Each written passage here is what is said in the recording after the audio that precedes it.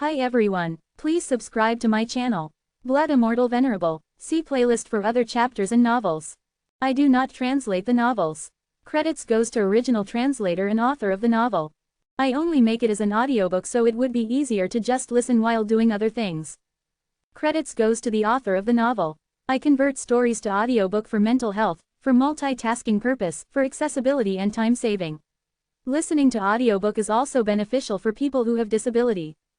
It improves our listening skills and improve our English comprehension, vocabulary and other things. So, thank you for listening. Thank you and thank you very much for your support. Chapter 2521, Killing. The light of the thunder punishment lasted for 5 minutes. The blazing white light caused great discomfort in the eyes of the holy beings, and the constant roars were deafening. Eventually, the fierce thunder punishment gradually subsided after 5 minutes. The thunder light began to dim, and at last, it turned into a statue-like figure that was enveloped by thunder and lightning. At the sight of the figure, Samuel clenched his fists and looked very nervous. Layden also looked cautious. He usually had a calm demeanor, but at the moment, he could feel his heart pounding. Crack! Flashes of lightning still cracked and sizzled on the surface of the figure, but they had become less now.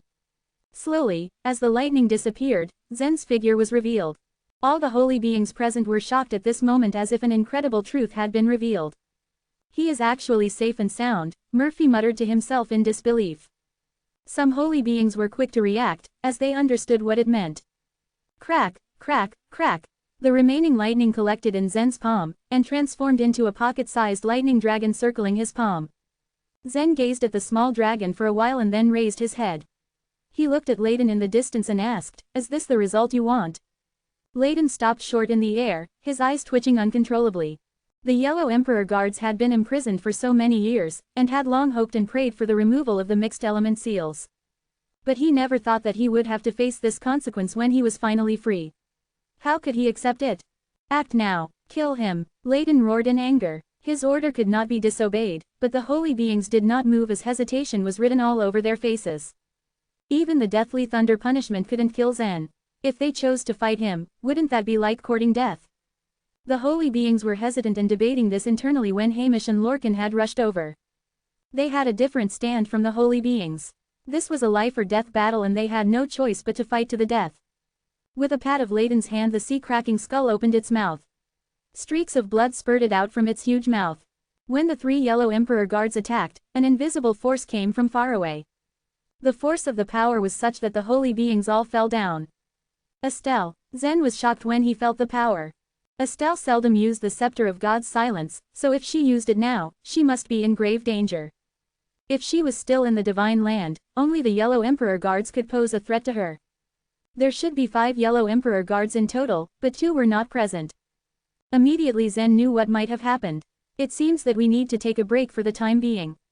Zen smiled slightly at Layden and the others, who were getting ready to make a move. His body began to fade away slowly and then vanished on the spot. After he integrated with the original will, he understood the entire divine land much better. Everything in the divine land was clear to him now, and all the secrets were presented in front of him without restrictions.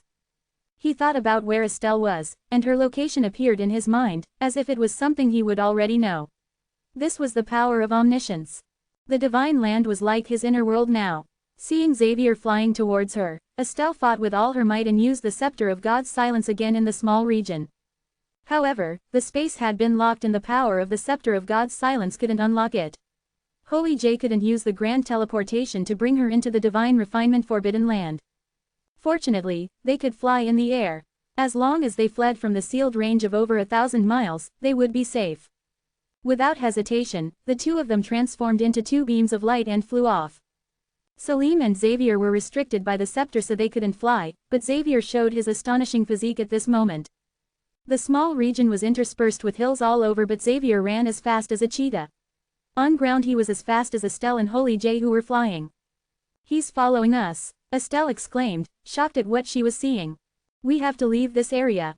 Speed up, come on," Holy J said calmly despite the rising panic in his heart. However, the effect of the scepter of God's silence could only last for 18 seconds at the most. Although Holy J and Estelle had tried their best to escape, they still couldn't put enough distance between them in merely 18 seconds. The moment the effect of the scepter of God's silence stopped, a crazy look flashed in Xavier's eyes. He laughed maniacally and said, "Do you think you can flee from me? No way, ha ha ha." With that, he jumped, and the mountains under his feet crumbled to pieces. With one leap, he passed through space and appeared right before Estelle. Salim also used the grand teleportation and waited at a higher spot.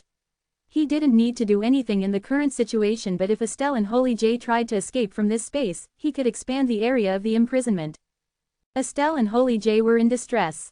Being a holy being, Holy J could come back to life because his universe hadn't been destroyed, but Estelle couldn't. If she died, she would really die and never ever come back. Whoosh! A great force blew in. Xavier was just in front of her. She closed her eyes and stopped struggling. At this point, she suddenly felt a space fluctuation in front of her. Bang! There came a dull sound. Boom! Following that, there was a huge roar, as if something had smashed to the ground. Estelle slowly opened her eyes and saw a thin figure with a big arm hovering over her. Strong veins bulged on the arm as the strength source in the veins flowed slowly. There was a mixed emotion in her beautiful eyes. She could not help but call out, "Zen!" Zen turned his head and smiled at her and Holy J. "That was so dangerous. If you hadn't used the scepter of God's silence, I wouldn't have known that you were in danger." Holy J was relieved and he looked down. Zen appeared and the power of his punch was extremely terrifying. Xavier plummeted and smashed into a mountain. A huge crater appeared on the ground from the impact. However, he was still alive and he slowly climbed up from the crater. Though, he spat out a mouthful of blood and it instantly turned into an arrow and created a hole filled with blood on the firm gang layer under the ground. There was no fear on his face. On the contrary, a strong desire to fight rose inside him.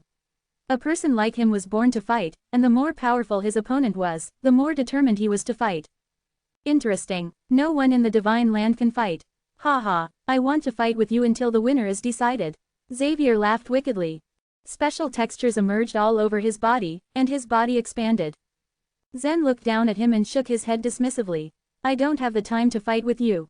With a light tap of his finger, tiny streaks of lightning appeared and transformed into a small silver dragon.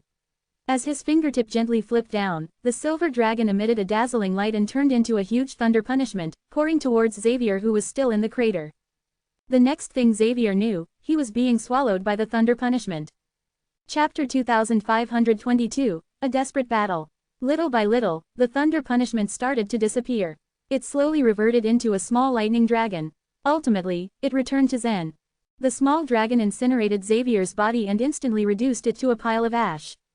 After the onslaught of thunder punishment, the existing huge crater became even bigger. It spanned over tens of thousands feet deeper than before. Subsequently, green lethal fire magma began to overflow out of it. As they watched the scene unfold before them, Estelle and Holy J were not able to stifle their gasps. Nonetheless, Zen's expression remained inscrutable. He simply raised his head. Then, he looked at Salim, who stood on the other side. Even after all that, Salim remained perplexed. He wondered how Zen could have gotten stronger in such a short span of time. He even killed Xavier in the blink of an eye.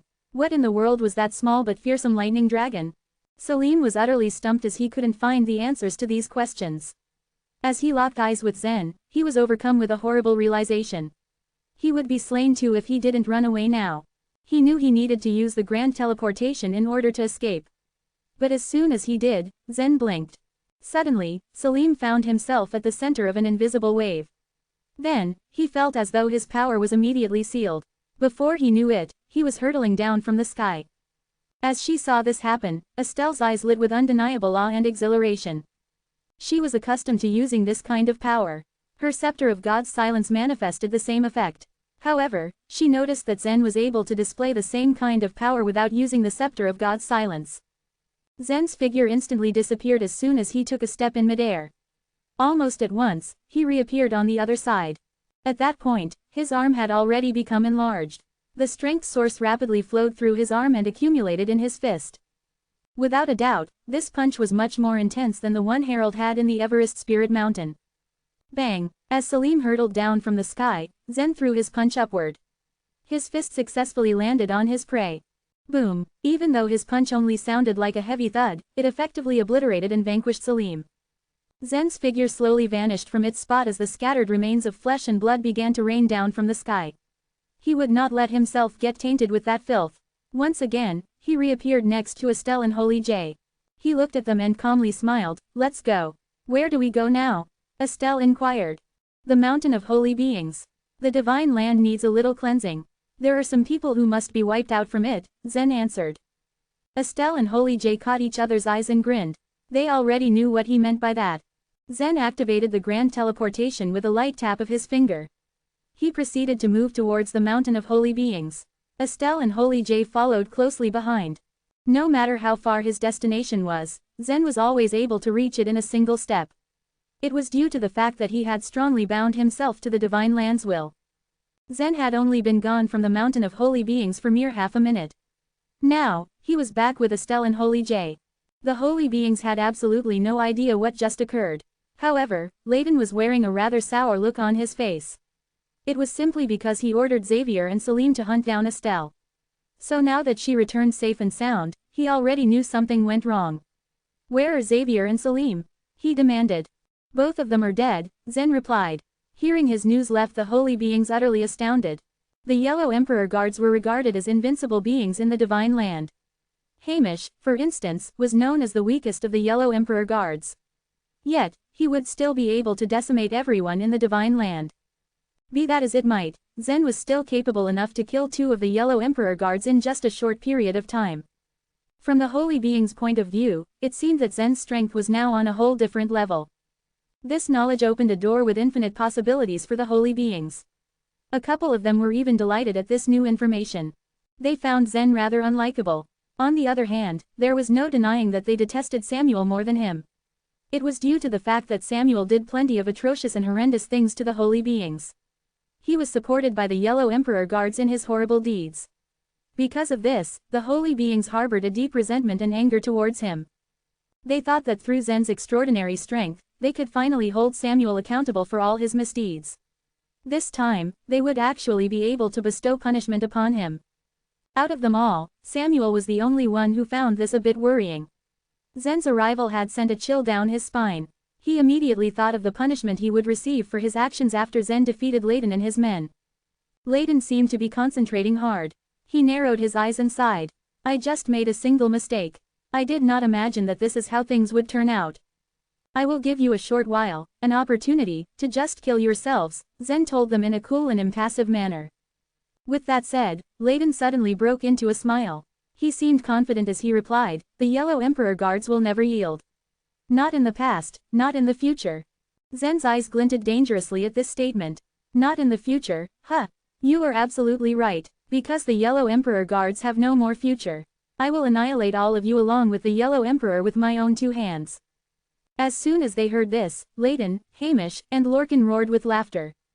Ha ha, don't make us laugh. You really think you are invincible just because you fused with the original will? It's certainly preposterous to think that someone who has not even reached the other shore realm intends to take on all Yellow Emperor guards. Layden continued to laugh hysterically. Zen's strength was not his own. It was a power he only borrowed from the divine land. In the divine land, he was like in his inner world. He was definitely invincible here. However, his power and invulnerability were only confined within the divine land. He would still be a consummate true god once he stepped outside the divine land. In actuality, his real power was immensely stronger than that of a normal consummate true god. Even so, Zen would face a whole lot of challenges after going to the source world. But he even threatened to eliminate all of the Yellow Emperor guards. Because of this, the Yellow Emperor guards only took his threats as downright foolishness. Amidst all of Layden's mockeries, Zen's expression remained calm and composed. Honestly, it was true that he had not been able to reach the other shore realm yet. In any case, he kept progressing and surpassing even his own expectations. He always worked hard to achieve the goals he had set for himself. He accomplished them all starting from the eastern region to the evolutionary universe and now, in the divine land. He had no intention of ever stopping. Reigning over the divine land was just the first step in his plans. Nothing stays the same. Change is inevitable, Zen stated as he smiled gently. Naturally, you would not expect me, a creature from the universe of a holy being who was almost killed by Nicholas, to be able to end your lives. Let me tell you, the source world you have pictured in your imagination is entirely different from the real one. The 9 Li race that your precious mother defended has already been decimated. The source world is not the same as the divine land. It doesn't matter whether you reach that place or not. You are of no importance at all. How can you even think you can compete with us? Layden announced with such pride. From the moment the members of the bear race joined the Yellow Emperor Guards, they regarded it with high honor until the end of their lives. Zen had no plans of arguing with Layden any longer. He merely shook his head and told him, unfortunately, you would not live to see that day. While he spoke, he lightly flipped the tip of his finger. Instantaneously, the lightning dragon burst forth. As soon as they saw that Zen made his move, Layden, Hamish, and Lorcan simultaneously released their stunning momentum. Crack, crack, crack, the mouth of the sea-cracking skull opened and closed multiple times. Consequently, blood started to gush from the sky. Even though Layden mocked and argued with Zen, he also considered and planned the different ways in which he could defeat him. He knew that even if Zen had the power of thunder punishment under control, he was still capable of enduring it with all his might. Leave the lightning punishment to me. Layden bellowed while blood shadows charged from the sea-cracking skull. These blood shadows attempted to trap the thunder punishment within them by taking certain positions and arranging themselves around it. Hamish and Lorcan were already flying in the sky, but in the blink of an eye, they appeared beside Zen. Samuel had no other options left. With the Spear of Supreme Harmony in his hands, he opted to go all out and put his life on the line. He had already acknowledged the fact that Zen was way more powerful than him. With that, his only choice was to fight him head-on. Outside the Divine Land, my power might not have that much significance. But inside, it is boundless and way beyond what you can fathom. Zen whispered as he bowed his head. He was absolutely ignoring the three men rampaging towards him. Chapter 2523, Extinguish the Memory Flame. Blood-red flames burst out from Hamish's eyes and shot towards Zen. Rather than dodge the flames, Zen simply stood there, letting them hit him. As they dissipated, however, he emerged unscathed. The mountain of holy beings behind him glimmered with silver light. Zen could transfer the attacks he received to the mountain of holy beings, which could not be destroyed. One of Zen's adversaries, Lorcan, was covered in silken threads of glimmering silver. Some of them hung from his hands. These threads looked soft, but they were sharp as steel. He tried to wrap Zen in those threads like a spider would catch its prey, however, Zen resisted them without making the slightest move. As long as these other Shore Realm warriors were not strong enough to take on the entire Divine Land and win, they could not hurt Zen there. Suddenly, a thought flitted through Zen's mind. As it did, the power of the Everest Spirit Mountain that had gathered in his body began to flow rapidly through his veins, making them black and bulging. He shook with the great power within his body. He tapped the air with his finger, emanating an invisible force that spread out, enveloping Lorcan and Hamish. Even if Estelle could control the soul wilderness, she couldn't compete with Zen in the use of the Scepter of God's Silence. Estelle's use of the Scepter of God's Silence was as crude as if it were a sledgehammer. She could only silence the entire Divine Land at once. Zen, on the other hand, could control the range of his power and use his techniques selectively. The same applied to the Everest Spirit Mountain. Zen could milk every ounce of power from it, unlike Harold, who could only access a small fraction of it. Once Lorcan and Hamish were silenced, the silver threads hanging off Lorcan suddenly disappeared, as did the flames on Hamish's body. They were so sucked of power that they collapsed onto the ground, unable to stay suspended in midair. Zen instantaneously teleported to Hamish's side, and without further ado, he pushed through the thickened space around him and punched Hamish with his huge fist. Boom! Immediately, Hamish's body appeared to snap in half and hollow out, the whole becoming more and more pronounced as Zen's power rained down onto him. Almost in slow motion, his body began to disintegrate and soon turned into a cloud of blood-red ash. Zen wasted no time, however. While his right hand was busy destroying Hamish, his left hand produced a black ball, the manifestation of the power of the Abyss Demon region. With the slightest movement of his hand, the ball flew towards Lorcan, splitting the space around him and engulfing him whole. If Lorcan hadn't been silenced by Zen, he might have been able to resist the black ball. But robbed as he was of all his power, unable even to fly, he couldn't perform any of the thurgies needed to fight the black ball. Gradually but surely, the black ball of energy consumed him. Then, Samuel appeared in the sky above them, in complete silence, having used the Spear of Supreme Harmony. Even a warrior like Hamish was unable to detect the sudden appearance of Samuel. However, after Zen had fused with the will of the Divine Land, nothing in the Divine Land could escape Zen's attention. The moment Samuel showed up, Zen raised his head and gave him an indifferent look. That was enough to make Samuel's blood run cold. He tried to remain composed, although his hands trembled. He waved the Spear of Supreme Harmony. He realized in his mind that a head-to-head battle with Zen was unavoidable. The spear of supreme harmony emitted an intense wave of space law, forming a space spiral, and hurled it towards Zen's face. If this space spiral were to hit a holy being, it would probably bore a huge hole in their body. If it were to hit their head, it could go as far as destroy their soul. Zen, however, did not flinch or even try to dodge the spiral. As before, the spiral flailed around him wildly, but failed to even scratch him. On one side of the mountain of holy beings, a series of spirals appeared in the silver light. The theurgy released by Samuel was completely absorbed by the mountain. Killing these yellow emperor guards is very easy. But not nearly as easy as killing you, Samuel Han, said Zen, his expression and voice deadpan, as he raised his right hand. Although Zen hadn't yet released any internal momentum, Samuel felt a chill overcome him like a wave. He recoiled instinctively, and retreated quickly, trying to put as much distance between himself and Zen. Seeing Samuel's reaction, Zen smirked, and proceeded to stretch out his hand as if to grab something in the air. Boom, boom, boom, boom, waves of deep rumbles began to sound in the divine land's sky. It was the sound of a universe collapsing. All the blood seemed to drain from Samuel's face. You destroyed my universe, he yelled, his voice and entire body shaking violently. Zen nodded indifferently. You shouldn't have even existed in the divine land in the first place, he said, his voice as cold as his expression. The world will be much better off without you. You. Samuel's face had gone a shade of dark puce. He was livid. Rumble. With the collapse of the universe, the elixir field of Samuel also began to disintegrate. The destruction of the elixir field could not kill a true god, but they would lose all their power and become a regular human being, no longer able to cultivate.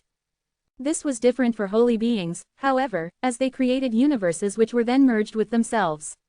As long as the universe was intact, its creator remained immortal. If the universe was destroyed, the holy being that created it would die with it. Therefore, people in the source world were not interested in something like the rebirth land. It was not easy to destroy a universe, and hence it could be seen as an advantage, a key to immortality. However, while it was not easy, it was also not impossible. Thus, the connection between the holy being and their universe was also a fatal flaw. With several loud snapping noises, thousands of tiny cracks formed along the surface of Samuel's elixir field, and then penetrated through his body, scarring his abdomen, chest, neck and even the soul within his mind. Samuel had no last words. But he gave Zen a final glare of hatred before he succumbed to his wounds and died. Zen continued to look into Samuel's eyes emotionlessly. You have a part of the stone mouse's theurgy, he said. Also, you have hidden your memory flame. Did you really think I wouldn't find out?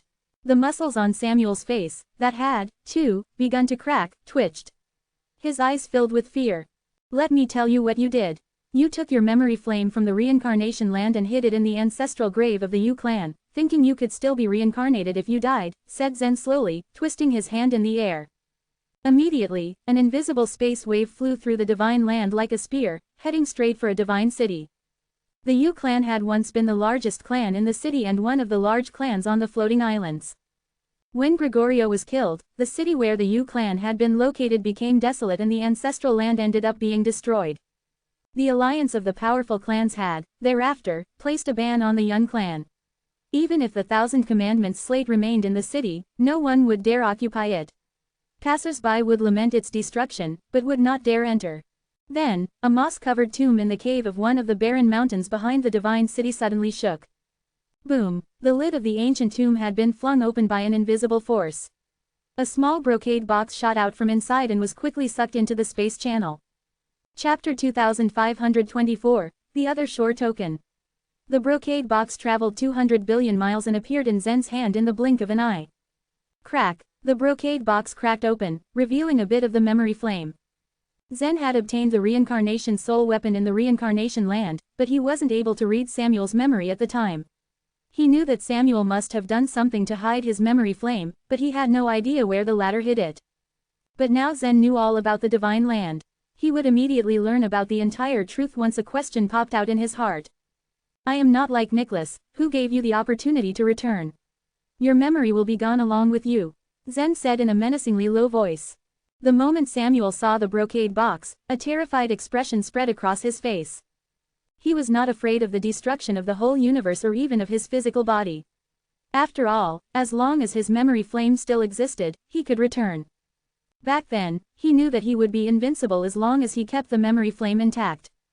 He had extraordinary talent, and he had the experience being a holy being in 2 lifetimes. Even if he was killed, he could be reborn again and again. Samuel had never expected Zen to find his memory flame so easily. How did you know that? Samuel asked in a trembling voice, as the arrogance in his eyes slowly faded away. The divine land has no secrets from me, Zen replied.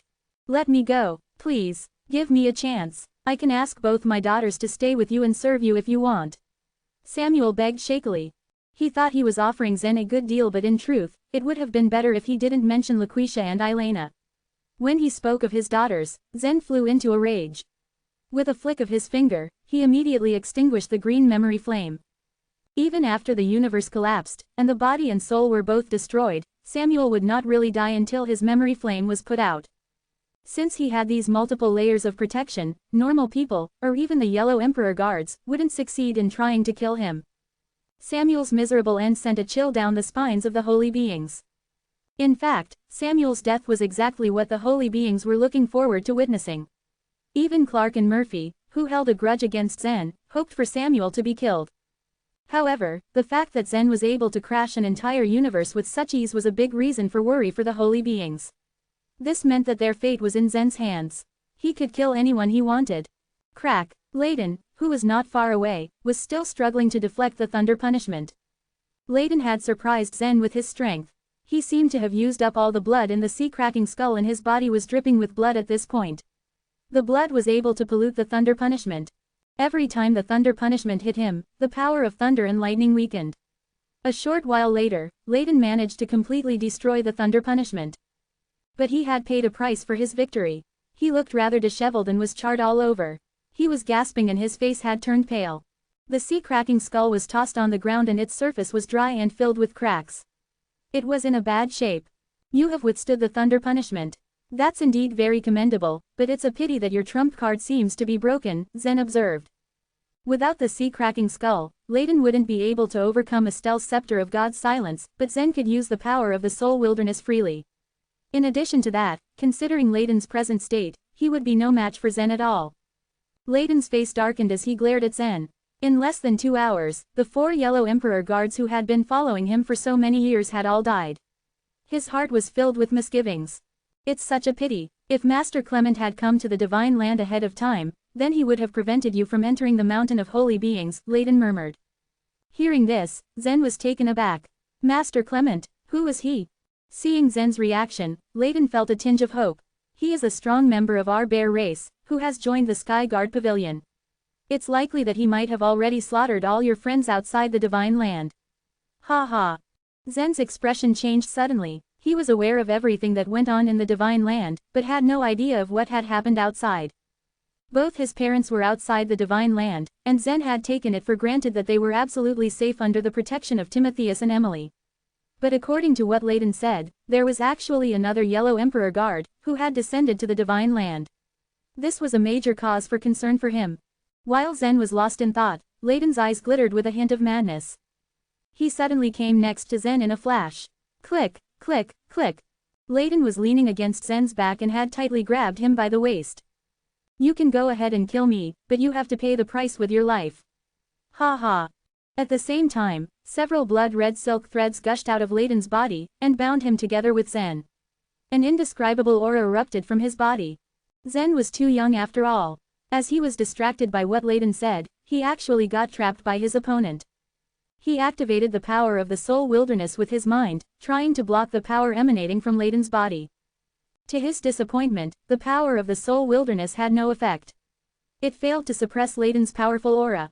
Zen, he is burning the other shore token, number 9527 reminded him. What is the other shore token? Zen, of course, had no idea what this was. It is the most important thing for the warriors at the other shore realm, it's their source of strength. If they burn the other shore token, they will be punished by the truth, so this guy will have a very miserable ending. Number 9527 elaborated. Layden's eyes turned red. By this time his whole body seemed to have been soaked in blood. The force erupted by him had surpassed his own strength. The power within his body began to surge wildly. Layden was a thin man, but right now he had turned into a large person. The holy beings, who were watching from not far away, sensed his power, and were petrified. They quickly fled the scene using the grand teleportation technique. Zen. Unlike the others, Holy J and Estelle tried to fly towards Zen. Go away. Run. Zen warned them. It was difficult for him to estimate how much power Layton would unleash by burning the other shore token. After all, he only learned about the other shore token seconds ago. With all this uncertainty, there was only one option left for Zen. He used the grand teleportation technique, and took Layton, who was still expanding crazily, to the space channel and then moved deeper into the time sea. Estelle and Holy J watched Zen disappear with Layton, and the next moment, a dull roar broke forth from the time sea. The entire ground around the time sea began to shake violently, and in the middle of the time sea, there appeared a mass of bright red blood. Even the fragments of time could not devour all the blood, and a strong smell of blood permeated the skies. Chapter 2525, Meet Maha again. Zen slowly floated in the depths of the time sea. Scarlet blood weaved and swirled among the waves. Strangely, the blood did not dissipate or dissolve into the water of the time sea, like oil to water. At the moment when Layton exploded, Zen saw a faint red triangular fragment that was burning with intensity. Is that triangular fragment his other shore token? Zen wondered aloud. At the sight of the triangular fragment, Zen felt a completely different aura, the likes of which he had never experienced before. Yes, number 9527 replied. The power of warriors at the other shore realm originates from such a token. You will find out what that means when you reach the other shore. An incredible amount of power was released when the other shore token was incinerated for Layton to self-destruct, but it was naive of him to think that he could drag Zen to die with him. To succeed in killing Zen within the confines of the Divine Land, one should have the ability to destroy the entire Divine Land. Zen had yet to meet an opponent who held that kind of power. Zen pondered for a moment and suddenly recalled that Layton had previously mentioned the Sky Guard Pavilion in Clement. Dang, something has happened outside the Divine Land. Zen was unable to tell if Layton's words were true, but it was obvious that he had every confidence on that Clement. If Timotheus and Emily could not deal with the situation, then the others would be placed in grave danger. The holy beings would be fine, they could still be reborn even if they were killed. Unfortunately for his mother, she did not have a rebirth land. Buzz. Zen's body vibrated slightly and disappeared from the bottom of the time sea. In the next moment, he appeared in front of the mountain of holy beings. Estelle and Holy J had felt the tremors from the shore of the time sea. They were extremely worried about Zen's safety. When he appeared before their eyes safe and sound, both of them couldn't hold back their sigh of relief. Zen glanced at the holy beings in the distance and remarked softly, I want to investigate the situation in the outside world. Take care of the matters hereabouts. Holy J frowned and said, but your strength. I will not leave the Divine Land. Zen rebutted the other's worried admonition with conviction. Zen's cultivation was at the consummate true God realm. In terms of physical might, he was slightly stronger than holy beings. Even so, all of his power was tied to the Divine Land. If he really left the Divine Land, he would not be able to fight against the masters at the other shore realm. Please be careful, Estelle entreated with concern. Zen nodded in acknowledgement and then disappeared again. In the blink of an eye, he materialized at the top of a universe. This particular universe was the one that Murphy had built. In the past, Emily had elected to send Zen into the Divine Land through the Murphy universe. Thus, Nicholas was able to sense the presence of Emily and her companions through the Murphy universe. A green star. Zen's eyes flashed as he saw the lone star at the top of the Murphy universe. At that moment, 4 to 5 beams of light zipped past. The creatures in the Murphy universe were probably the fake sacred race who had invaded the evolutionary universe back then. Who dares to wander around the forbidden area? A loud, demanding voice reached Zen's ears even if the people who came up were still some distance away from him. Zen was sure he had heard that voice before, even if the person's features were unclear to him. It sounded surprisingly familiar. Whoosh, whoosh, whoosh. As the distance between Zen and the group of people narrowed, Zen was able to take a good look at the speaker as they approached. He saw the features of the person at the helm and immediately placed a name with the voice. Maha. Zen definitely did not expect to meet him here. The mention of his name took the man called Maha by surprise. For some time, he cast a curious gaze on Zen's face in an attempt to recognize the other, and then a light of recognition flashed in his eyes. You're Zen. Once upon a time, in the Sunflower Water world, Maha had single-handedly challenged the ace talents and godly geniuses of the evolutionary universe, which had shocked the entire evolutionary universe. he even successfully defeated Nathan. Ultimately, however, he was slain by Zen. Even so, Maha was the young master of the fake sacred race, and his people had made preparations beforehand in case he died. After returning to the Murphy universe, he once again obtained a powerful form. However, after Maha was revived, the fake sacred race had to retreat following a bitter defeat. Thus, he had extremely limited knowledge about what happened to the evolutionary universe from that point onward. That universe war had ended with the fall of the Murphy universe. They had lost many Supreme Lords, leaving many vacancies for the position. However, Maha was still not conferred with the position of a Supreme Lord. He continued to cultivate wholeheartedly in the hopes that one day, he could leave the Murphy universe and step into the divine land. Now, the Murphy universe was in chaos. At the top of the Murphy universe, a band of warriors at the other shore realm were fighting. Although the heavenly mirror shield separated everything, the movements of the masters at the other shore realm made too much noise. Thunderous sounds often boomed throughout the universe. Maha was on a mission to inspect this area. Coincidentally, he stumbled upon Zen, who was just passing by. "Yes, it's me." Zen narrowed his eyes slightly. To Zen, Maha did not leave a good first impression. Although it was Murphy who started the universe war and the secondary creatures of the fake sacred race were nothing but his pawns, Maha had led the fake sacred race to cause trouble in the evolutionary universe time and again. However, Zen thought back to that time and found that some things did not bother him anymore. Now, Maha was of no consequence. Maha's thoughts ran on a different thread. Back then, he had suffered a great shame when he was defeated and killed by Zen. Although time flowed faster in the universe, his defeat had happened only 200 years ago. He had always harbored a deep grudge against Zen. Whoosh! Suddenly, Maha had his long spear pointed at Zen.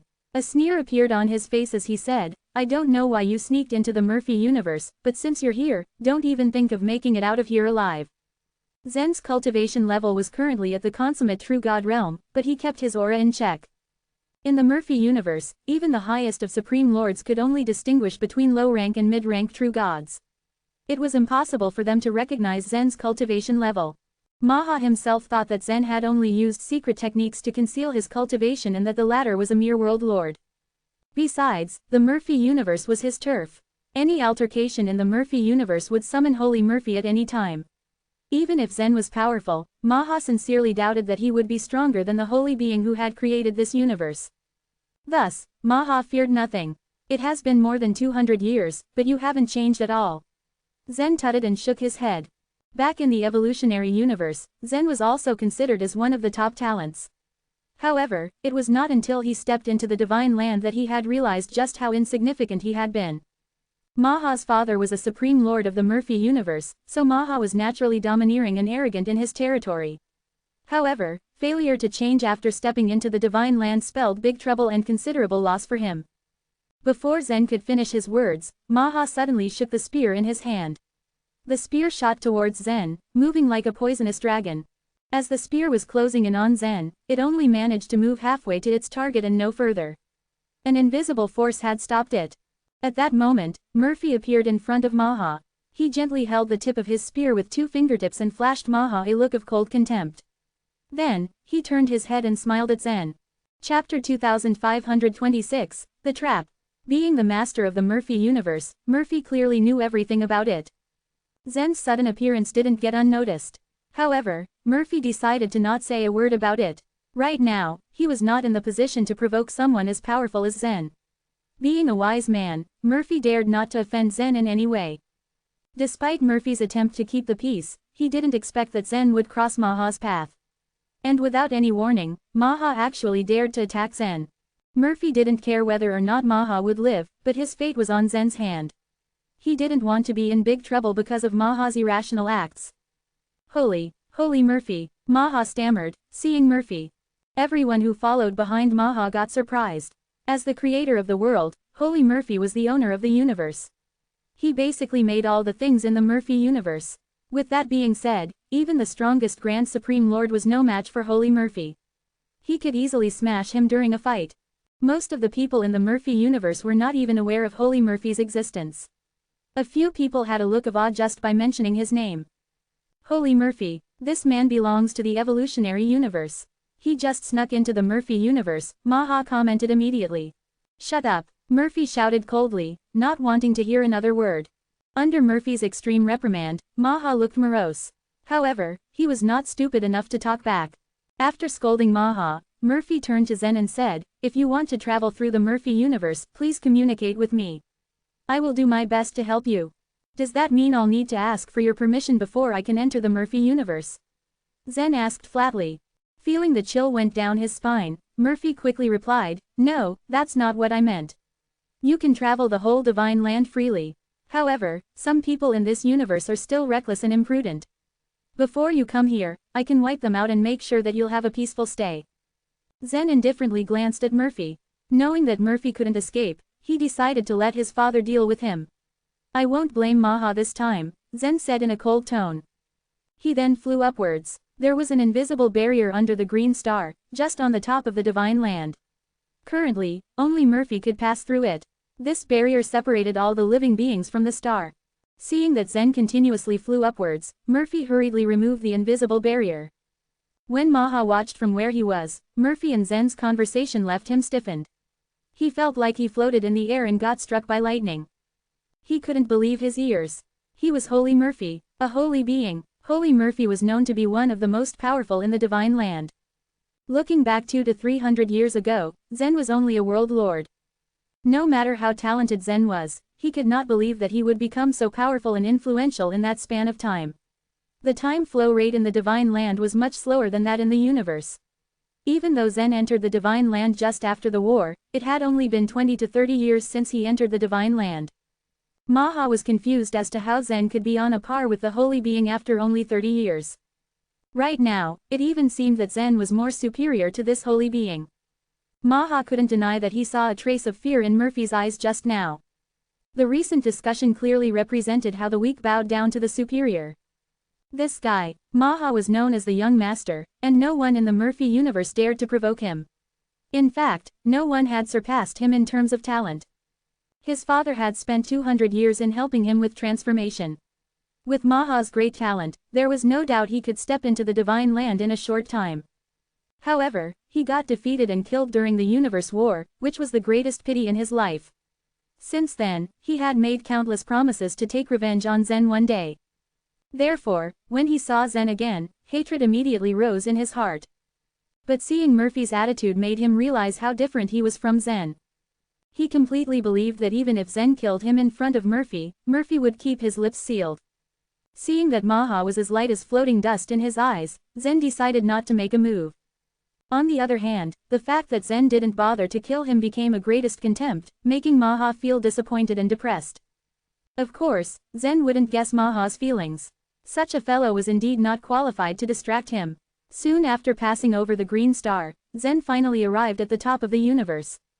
Meanwhile, on the top of the divine land, after the slaughtering moonlight array was activated, the Yellow Emperor guards took an absolute upper position. The holy beings, including Marsh, Moon and Vanessa, were killed. Fortunately, the Yellow Emperor guards weren't aware that the holy beings could be reborn in their rebirth lands. That diminished any danger in the holy beings' lives. With Emily and Timotheus standing in front, the rest of the people gathered together.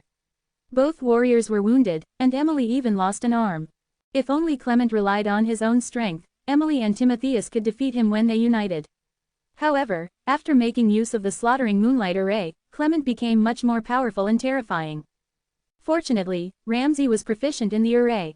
He also arranged a small array that covered everyone inside during that moment. He called it the image-disrupting array, which could disrupt the slaughtering moonlight array to a certain extent.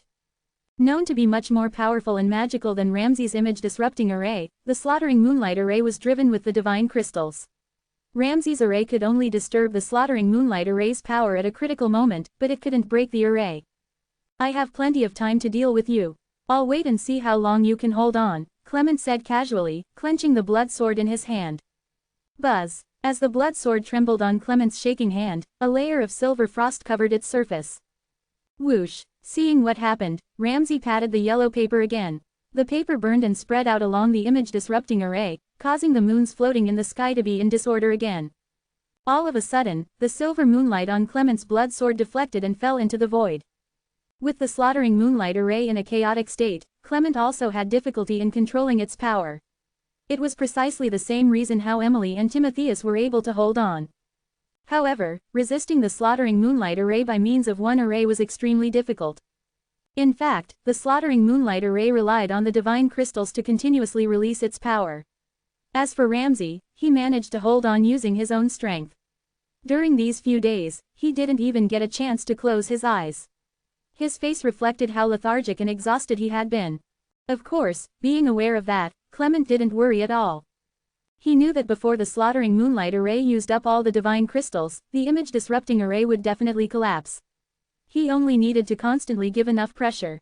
Therefore, while using the array, he also ordered the other Yellow Emperor guards to continue in breaking the space barrier which led to the divine land. With the combined power of the sword and the slaughtering moonlight array, he became powerful enough to trap and kill everyone before him. Chapter 2527, Protecting People. The several silver moons rapidly flipped in the air until the slaughtering moonlight array, which had been disturbed by Ramsay, quickly fell back into position. Once the messy silver moons returned to their quiet and orderly selves, Clement picked up his blood sword again. Ramsay felt his eyesight drifting out of focus, but he braced himself and activated the image-disrupting array in an attempt to disturb the slaughtering moonlight array once again. However, at this moment, Clement secretly winked at the Yellow Emperor guard who was on the other side and sent him a message through his life vitality. "It's your turn, Len." The Yellow Emperor guard called Len was really good at employing the soul attack. However, his soul attack only worked on those who were unprepared, so he had yet to launch an attack during this battle. For the past few days, Ramsay had maintained the image-disrupting array to combat the slaughtering moonlight array. The slightest mistake or negligence on his part could lead to several deaths, so he had been on constant edge and under great pressure. Moreover, maintaining the image-disrupting array consumed a lot of soul power. Clement had sensed that Ramsay's soul power was almost exhausted, so he thought that this was the perfect time for Len to launch an attack. Puff! The yellow paper produced by Ramsay exploded. The image-disrupting array he was maintaining also flashed a pale yellow luster. At this critical moment, a light green demonic statue suddenly appeared above Len's head. The statue was strange-looking and had a mustache on its face. As soon as it appeared, it let out a sharp scream that cut through the air. Woo, woo! A powerful rush of soul pressure spread out along with its voice. The faces of Emily, Timotheus, Leopold, and the other warriors at the other shore realm all darkened. With their strength, they managed to resist the soul attack. Mike and Lorena, however, felt as if their souls had been pricked by needles. The intense soul pain made their faces turn pale. Dang it, quick, go and help Ramsay. His soul power is exhausted. I'm afraid he can't hold on. Emily was the first to jump to action. With a flick of her hand, she conjured up a colorful necklace that could help the wearer resist the soul attack. Then, she slightly waved her hand and made the necklace fall over Ramsay's head and settle around his neck. Unfortunately, it was too late. Ramsay was already like a spent arrow. Even without the soul attack, he couldn't hold on any longer. The moment the sharp voice spread into his soul, his eyes rolled to the back of his head and he passed out with a thud. Puff, puff, puff. The yellow paper dispersed around the image-disrupting array and soon the entire array disintegrated. Ha ha, Clement let out a chuckle and gently waved his silver blood sword. Without the protection of Ramsay's image-disrupting array, no one could resist the slaughtering moonlight array. When Clement brandished his blood sword, Emily narrowed her eyes, gritted her teeth, and grabbed Ramsay in the air before dragging him a foot away. She didn't know whom Clement would attack, but since Ramsay was the only one who could disturb the slaughtering moonlight array, she guessed that Clement would try to finish him off first. Puff! Just as she had guessed, Ramsay's legs were suddenly cut by an invisible force. It's useless to struggle. You can save him, but can you save yourself? Said Clement with a small smile. He hadn't expected that Emily would take action. As he spoke, he waved his blood sword in the air once again. Emily's eyes narrowed, and she swiftly dodged his attack. Puff! The 9 guard next to her, however, didn't react as quickly. A wound appeared in the middle of his forehead and blood spurted out. The 9 guard was cut in half and his eyes were filled with confusion and resentment as he fell to the ground. No! Leopold and Timotheus cried out simultaneously. Emily quickly got up from the ground and glared at Clement with utter hatred. Clement, on the other hand, continued to smile at Emily. I didn't say I would kill you, but maybe next. Let's just fight him head on, shouted Leopold. He couldn't stand it anymore. If they were going to be killed anyway, it was better to fight to the death. Timotheus's eyes also flashed with fury. The remaining 9 Lee guards and the members of the snake goddess race were eager to fight. Fight me head on. Clement still looked as relaxed as ever. Have you forgotten that you are trapped by the slaughtering moonlight array? How can you even think of fighting me? With that, he raised his blood sword, and the silver moons in the sky emitted a bright light. As he shook the blood sword gently, an invisible force spread out. Everyone felt like the situation was hopeless because they couldn't predict whom Clement would attack next. His attacks were simply irresistible. Even Emily and Timotheus, who had extraordinary fighting skills, found it difficult to dodge his attacks. Standing protectively in front of Lorena, Mike activated the evolution godly way. The wheels in his head began churning. It was a difficult task for him to speculate about the thoughts of a person who was stronger than him.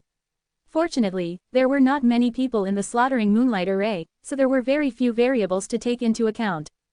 Mike pushed the evolution godly way to the limit and finally got the result the moment Clement brandished his sword.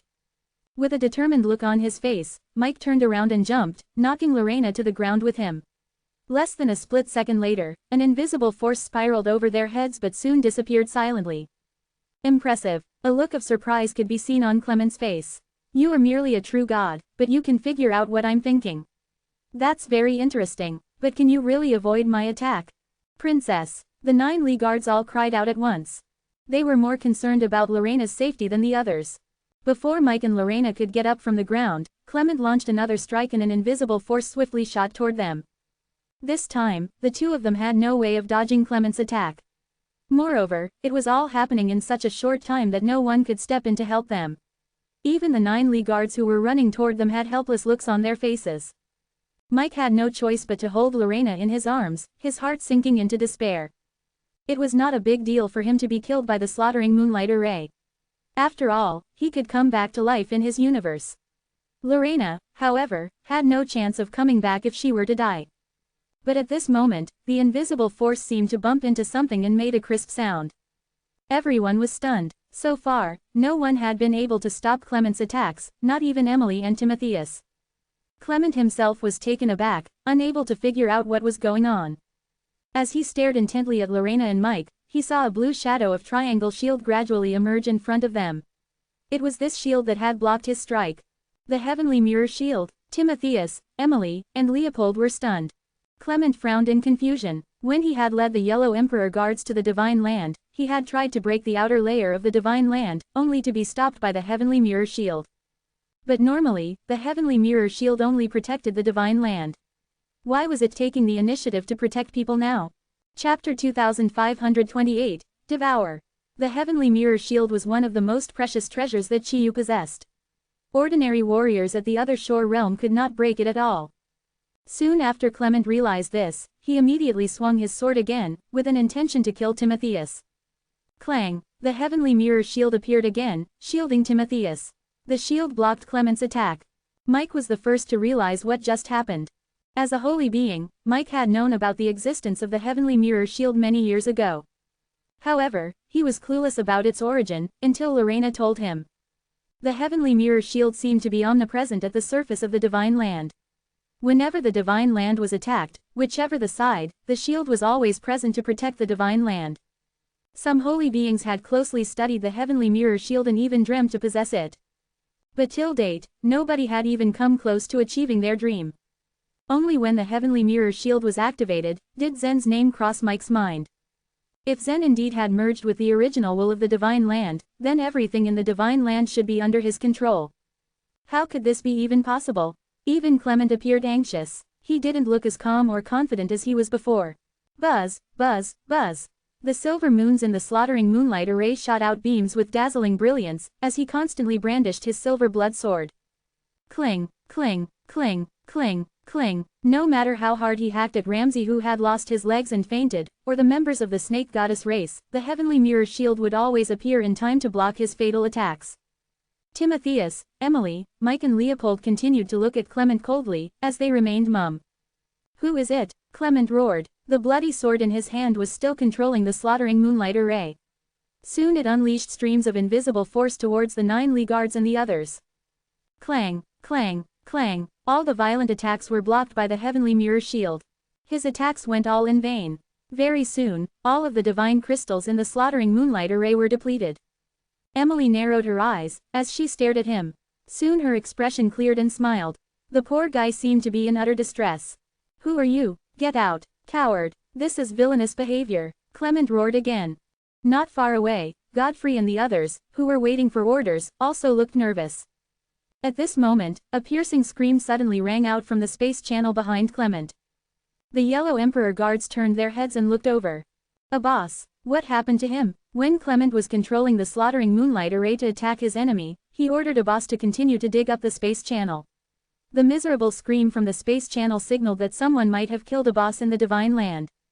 The Yellow Emperor guards became even more nervous. Clement looked fierce. Just as he was about to take action, Godfrey, who was not far away, suddenly slipped and began to fall. The surface of the Divine Land cracked, creating a huge gap. A powerful force seemed to drag Godfrey down. Godfrey's face changed its expression. Just as he was about to fall into the crack, he immediately wanted to activate the grand teleportation to save himself from falling into the crack. However, just as he was about to formulate his strength, the invisible force soon engulfed him.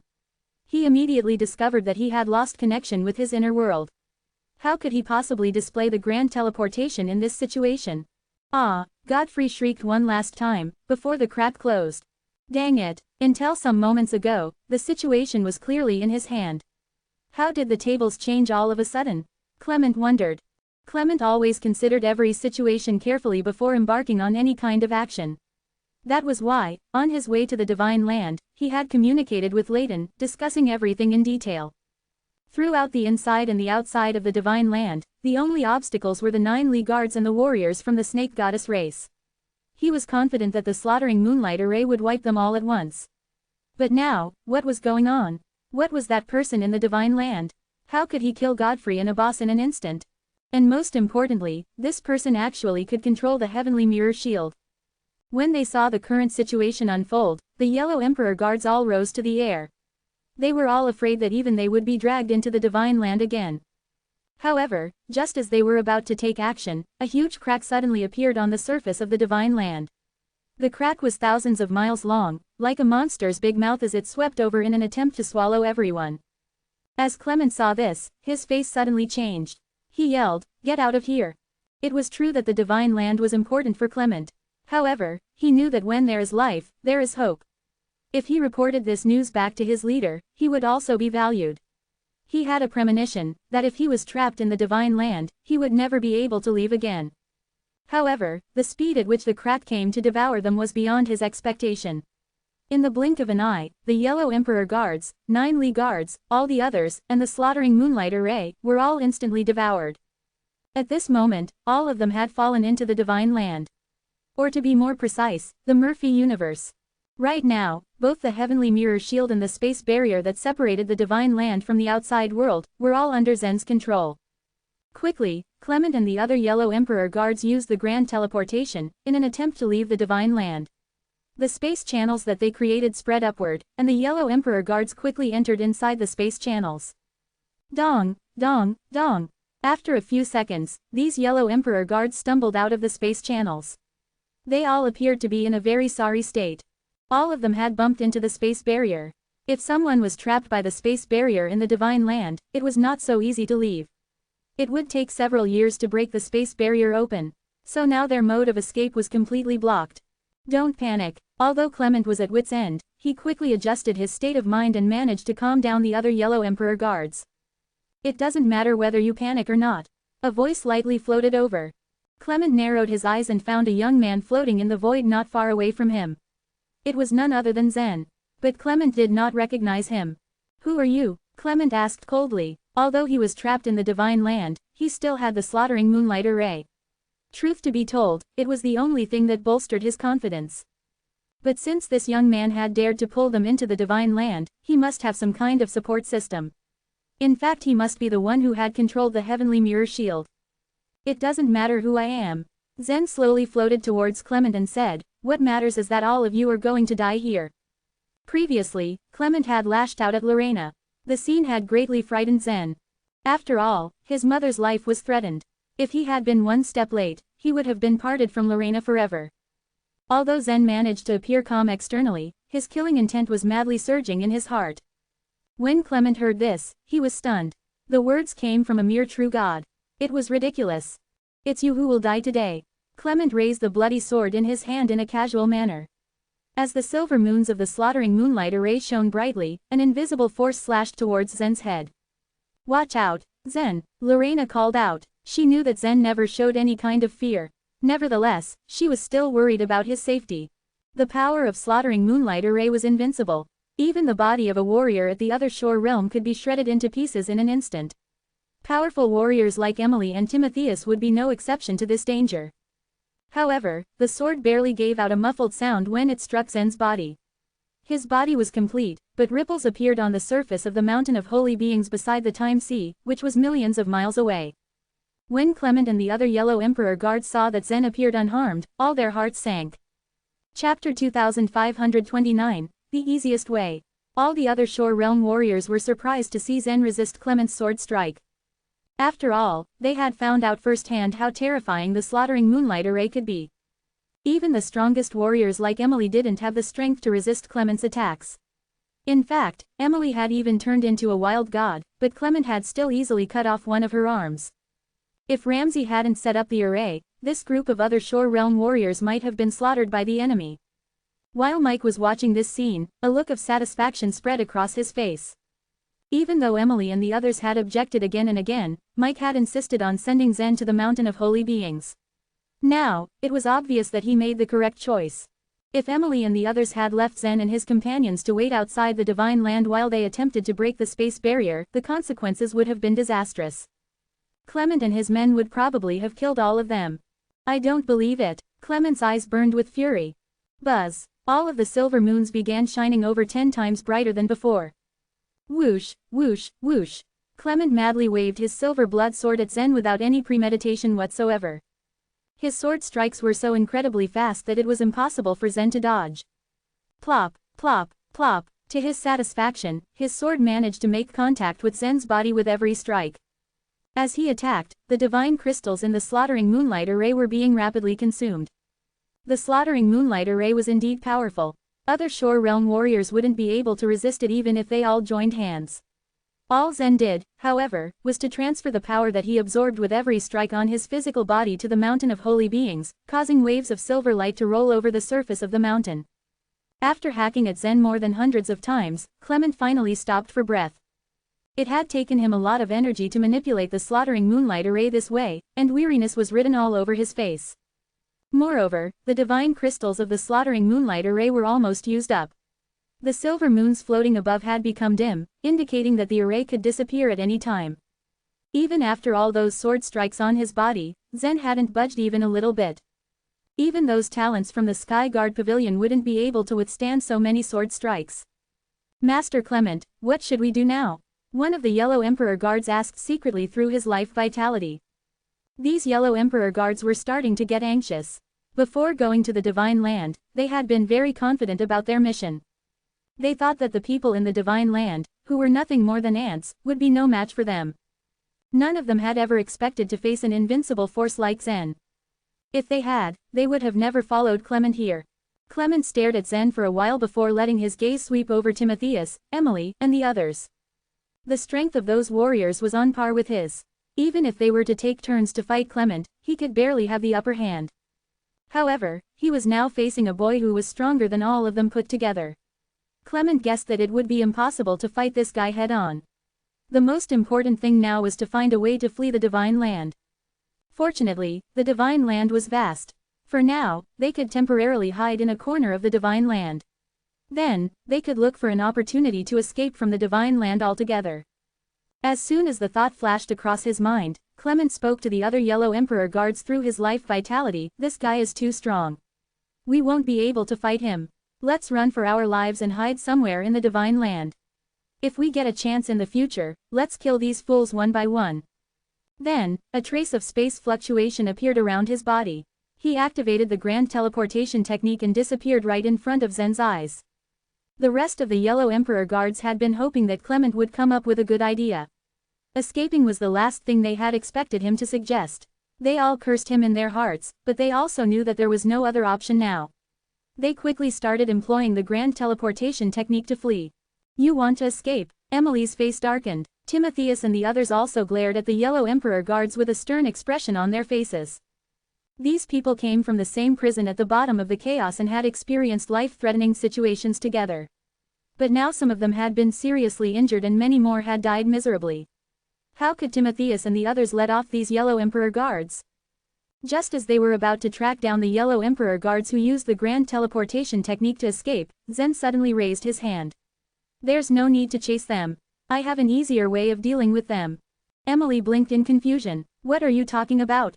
Please follow me, Zen said with a faint smile. With a gentle wave of his hand, wisps of space fluctuations gathered and a space channel appeared out of thin air. Zen stepped into the space channel first. Emily hesitated for a moment, glancing into the distance. If they didn't track down the yellow emperor guards right now, it would be almost impossible to find them later. But since Zen was so confident, she decided to trust him. Mike, Lorena, Emily, Timotheus, and the others all followed Zen into the space channel. It was not until these people disappeared from the Murphy universe that Murphy slowly floated up. The scene he had just seen was terrifying. Compared to the other Shore Realm warriors such as Hamish and Layden, this group of other Shore Realm warriors seemed much more powerful, especially because of the formidable silver moons floating on top of the divine land. One glance at the light emitted by those moons struck fear into Murphy's heart. In fact, Murphy was not a coward by any means, and now that he had become a holy being, he was not even afraid of death. However, the power of the slaughtering moonlight array was so horrible that it was able to make him feel this way. No wonder Nicholas was determined to go to the source world. One seems so powerful after becoming a holy being in this divine land, but in the eyes of another Shore Realm warrior, they are just as weak as an ant. Murphy let out a deep sigh. He not only marveled at the strength of the other Shore Realm warriors, but also worried about his own fate. Then, his gaze landed on the trumpet flying ship that the Yellow Emperor guards had left behind. Zen had drawn all the people in the trumpet flying ship into the divine land. Now, the ship was flying on its own in the distance. Meanwhile, just above the time sea, Emily, Timotheus, and the others were hovering in front of the ruling slate with puzzled expressions on their faces. However, Lorena and Mike instantly understood why Zen had brought them here. It takes a lot of divine Mike coins to modify the rules on the ruling slate. Can you modify them as you like? Mike asked curiously with a hint of pride in his voice.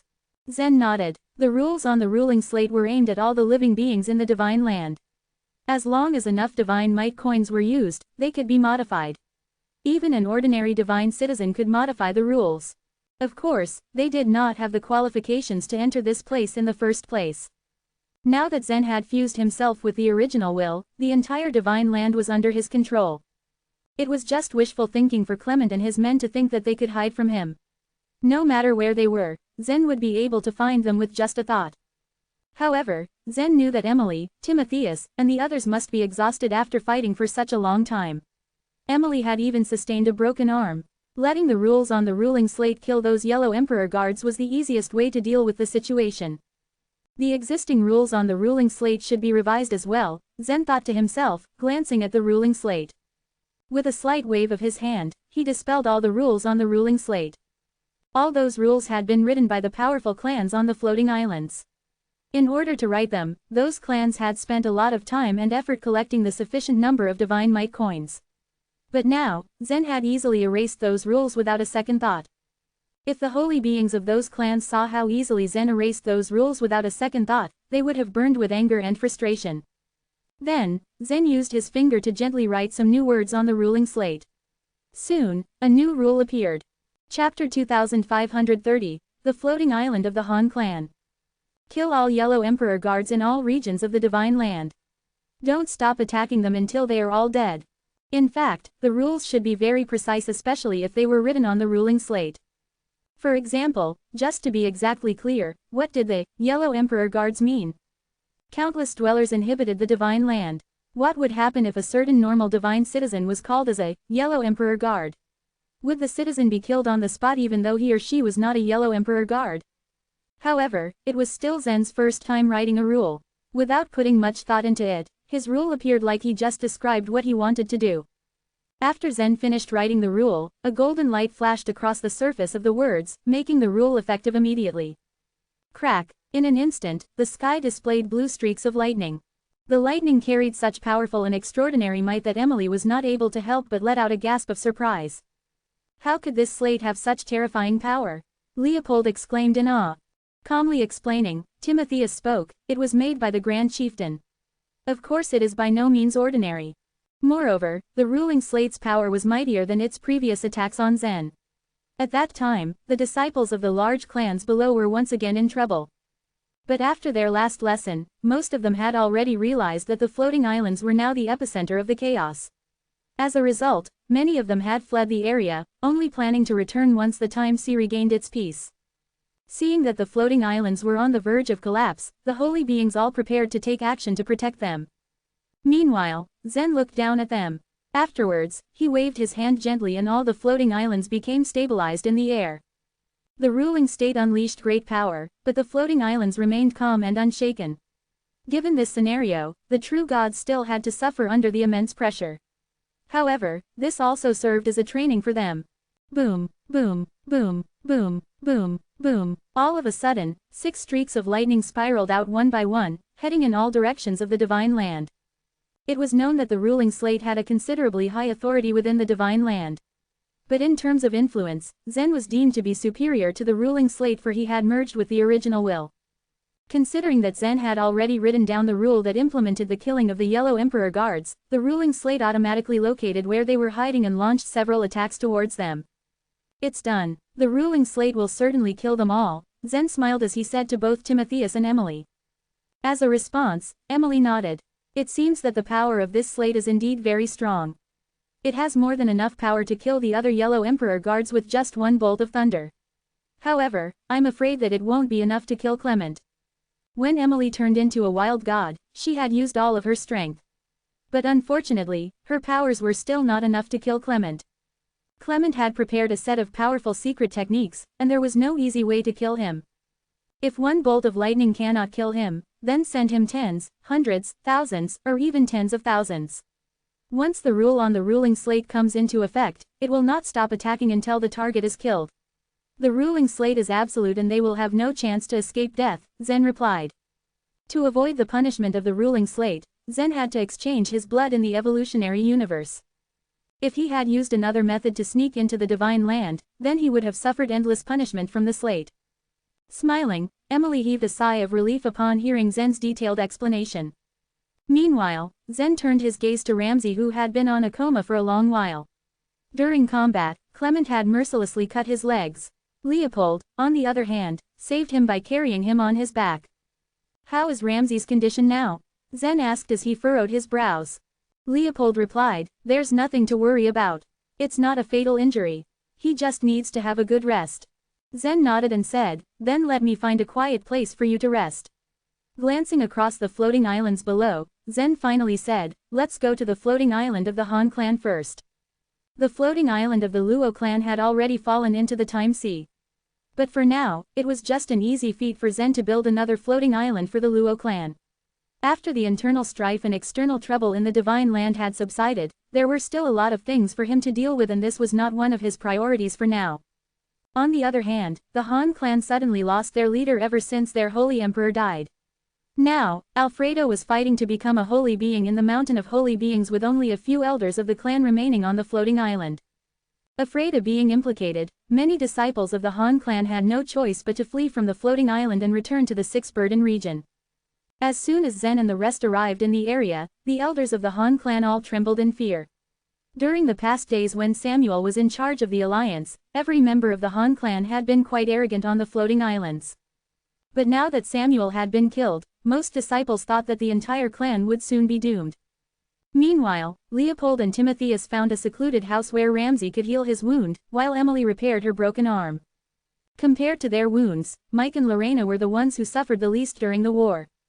Under the nervous gaze of the elders of the Han clan, Mike gently stretched out his hands and built a space channel with space fluctuations. This space channel was connected to a star in the evolutionary universe. It wasn't long before Joy, Hallett, Harold, Elena, Laquisha, and others walked out from it one after another. It's Master Joy, the demi-holy being of our clan. And there's Princess Laquisha. Upon seeing these people, the elders of the Han clan could not help but applaud in excitement. At this moment, even a fool could see that today would be a watershed on the Time Sea's history. If Joy stepped out for them now, then surely, the whole clan would survive the disaster. But why are we on the floating island of our clan? Curious, Elena asked as she looked around with surprise. Feeling the same thing, Laquisha also looked at Zen, bewildered. I can't find any other safe place for the time being except for here, smiling, Zen said. When Harold, Joy, and the others saw that Zen was safe and sound, they roughly guessed what had happened in the Divine Land. During the past few days, they had been nothing but very worried as they hid and waited in the evolutionary universe. However, just as they were about to ask what had happened, an elder of the Han clan rushed up to Joy and cried, Master Joy. I know that in the past, Holy Samuel treated you unfairly, and we had no way of helping you. But now that he's dead, can you please make the decisions for the Han clan? Joy, Laquisha, and Elena were all taken aback upon hearing this elder's plea. Wait, Samuel is dead? Puzzled, Joy asked. Yes. In fact, even his universe was destroyed, the elder said with tears starting to form in his eyes. Meddling in the conversation, Zen added, it was me who destroyed his universe. Just before he killed Samuel, Zen still had some hesitations. However, Samuel was not at all qualified to be a father. He had even tried to use his own daughters in exchange for his life right before he was killed. With this, Zen couldn't find any reason to forgive him. Pursing her lips, Laquisha shook her head and said, I know he deserved what happened to him. But what about my brother? Elena asked. She knew that Pascal had been controlled by Samuel, and she was worried about his safety. Samuel asked him to enter the mountain of holy beings and kill me, but I managed to remove Samuel's soul mark from him. In fact, he is here, Zen said as he gently waved his hand. In a blink of an eye, Pascal appeared in front of them out of the void. However, his soul had lost all memories and was reduced to nothing but a walking corpse now. Zen turned to Lorena and said, Mother, please help us and look for Pascal's memory flame. Chapter 2531, Revising the Rules. Lorena nodded. With a flick of her finger, she took the reincarnation soul weapon in her hand. Her eyes closed and her eyelashes trembled as her consciousness began to roam the sea of memory flames. With the ability of the reincarnation soul weapon, she was able to find Pascal's memory flame pretty quickly. Boom! A memory flame, faint orange in color, drifted over the reincarnation soul weapon. Laquisha and Elena stared nervously at the memory flame. There was an old saying that the elder brother is like the father. Samuel had died, but it was nobody's fault but his own. They needed support, and though Joy could be that for them, she was not as close to them as Pascal was. The memory flame floated towards Pascal's mind. A long time later, Pascal slowly opened his eyes and looked at the people around him, confused. Laquisha, what happened to me? As he spoke, he felt the tips of his fingers tingling strangely.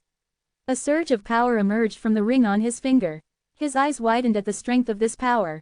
This ring made him feel the existence of the Abyss Demon region.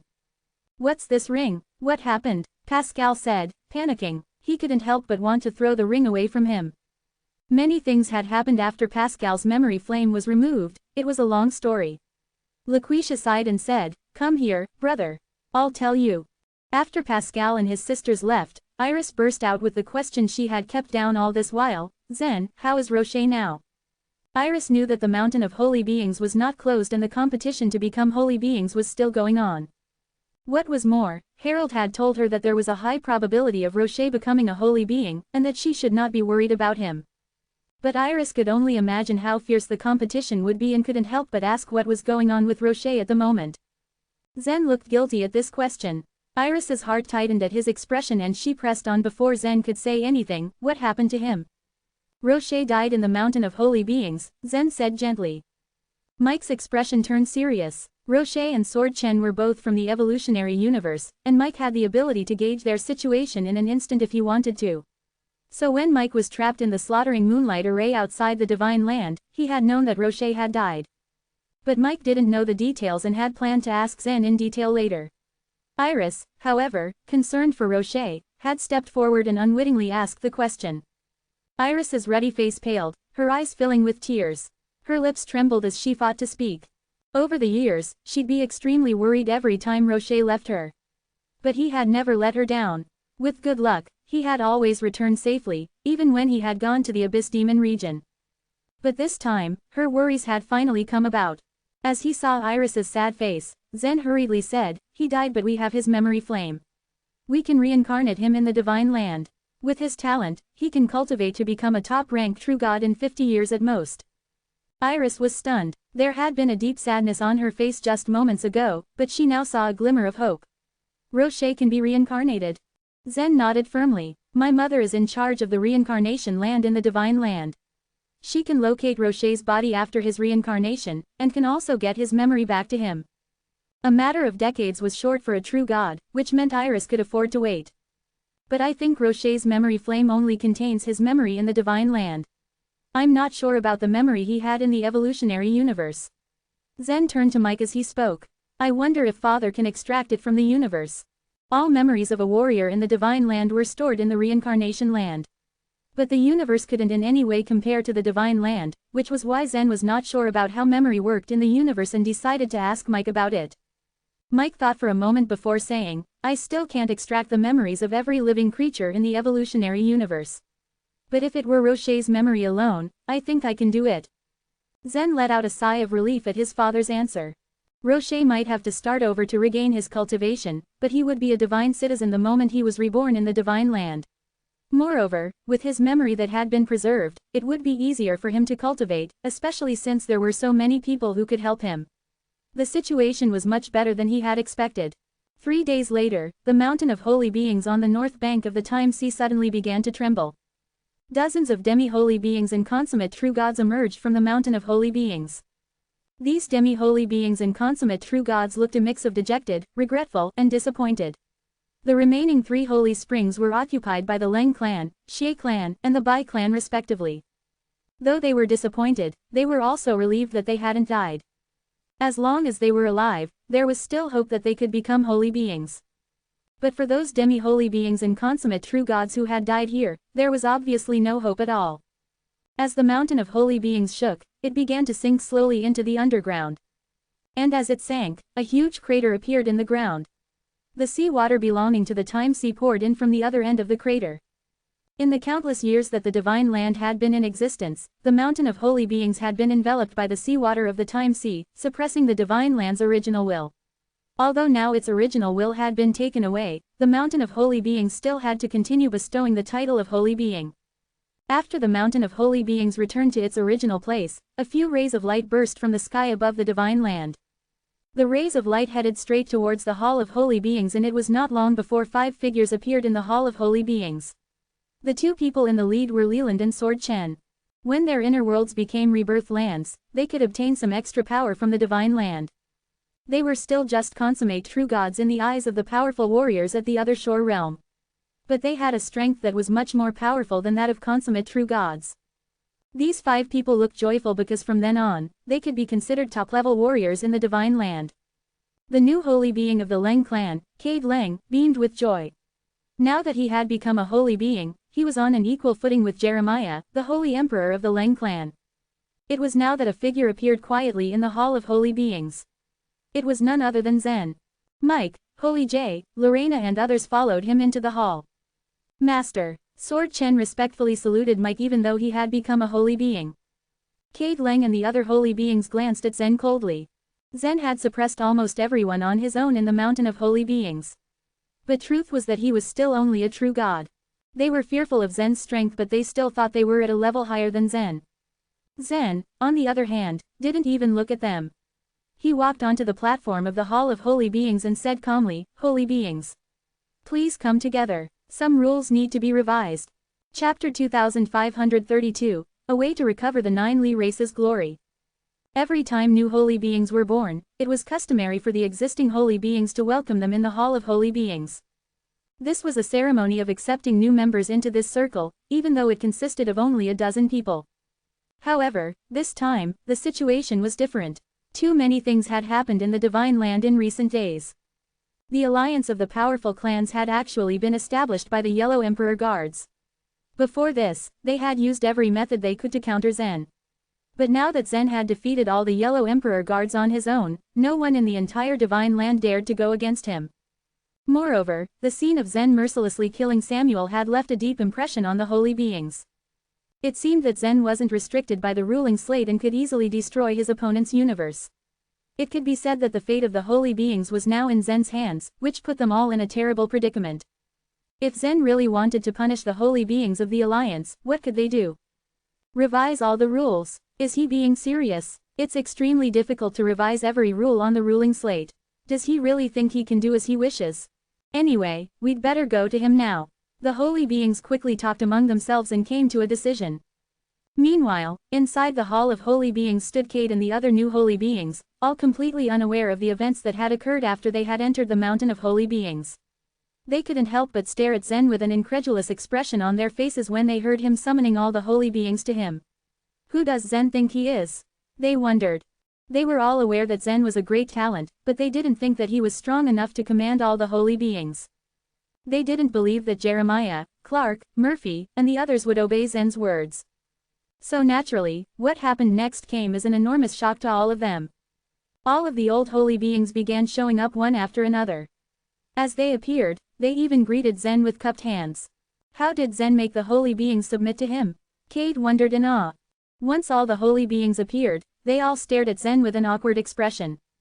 They had not wanted to come to the Hall of Holy Beings to see Zen at all, but they had no choice. All of them had caused Zen great trouble in the past. Now, if Zen wanted to settle the score with them, they would not be able to escape his wrath. Zen's gaze swept past each of the faces of these holy beings before he finally said in an indifferent tone, "One of you is missing. Where is Murphy?" "Murphy, it's been a few days since I last saw him," Clark said with a frown. Over the past few days, the holy beings of the alliance of the powerful clans had often gathered together to discuss countermeasures, but none of them had seen Murphy. As soon as Clark finished his words, however, a figure appeared out of thin air, outlined by a fluctuation of space. It was none other than Murphy. When Murphy's eyes met Zen's, he braced himself and said, "Zen, I found something in the Murphy universe that I think will be of great use to you." Then, he took out a flying ship from his space ring. It was the trumpet flying ship that the Yellow Emperor guards had used. Zen smiled knowingly. Is a flying ship so complicated that you had to spend so many days studying it? Or did you consider using it to escape? When Murphy heard this, a hint of anxiety crossed his face. He immediately said, "The divine land is the basis for his holy beings. I don't have the slightest intention of fleeing. It's a pity that you are a holy being, isn't it? Your inner world is integrated with the divine land, so you can't escape at all. If you were a consummate true god or a demi-holy being, I'm afraid that you would have already escaped." "Isn't that right?" Zen asked. Murphy gritted his teeth, but he did not dare to argue with Zen. After all, Zen was completely correct. When Murphy had discovered the flying ship, he had indeed thought of escaping with it. The idea of using the trumpet flying ship to flee to the source world would have been a great one, if he hadn't been a holy being. His rebirth land, the Murphy universe, endowed him with great power but also restricted him from leaving. After all, he couldn't just leave his universe at the mercy of Zen and others in the divine land. After careful consideration, he had finally chosen to hand over the flying ship to Zen, hoping that this act could help him win Zen's favor at least. What he did not know was that everything in the divine land was under Zen's control and that Zen already knew everything. In the sky above the time sea, bursts of lightning appeared from time to time and shot out in all directions. Whether they were hiding high up in the air or deep underground, nobody could escape the punishment of the ruling slate. 3 of the 5 Yellow Emperor guards who had fled had already died. Only Clement and another one of the guards were still alive. The latter cast a strong enchanted barrier and struggled to survive, while Clement went into the depths of the ground and hid in the lethal fire magma. Anyway, both of them were at the end of their strength under the baptism of the lightning. In less than 5 days, they would definitely be killed by the lightning. Zen knew each and every move of these Yellow Emperor guards no matter where they were. So naturally, he also knew about the existence of the flying ship.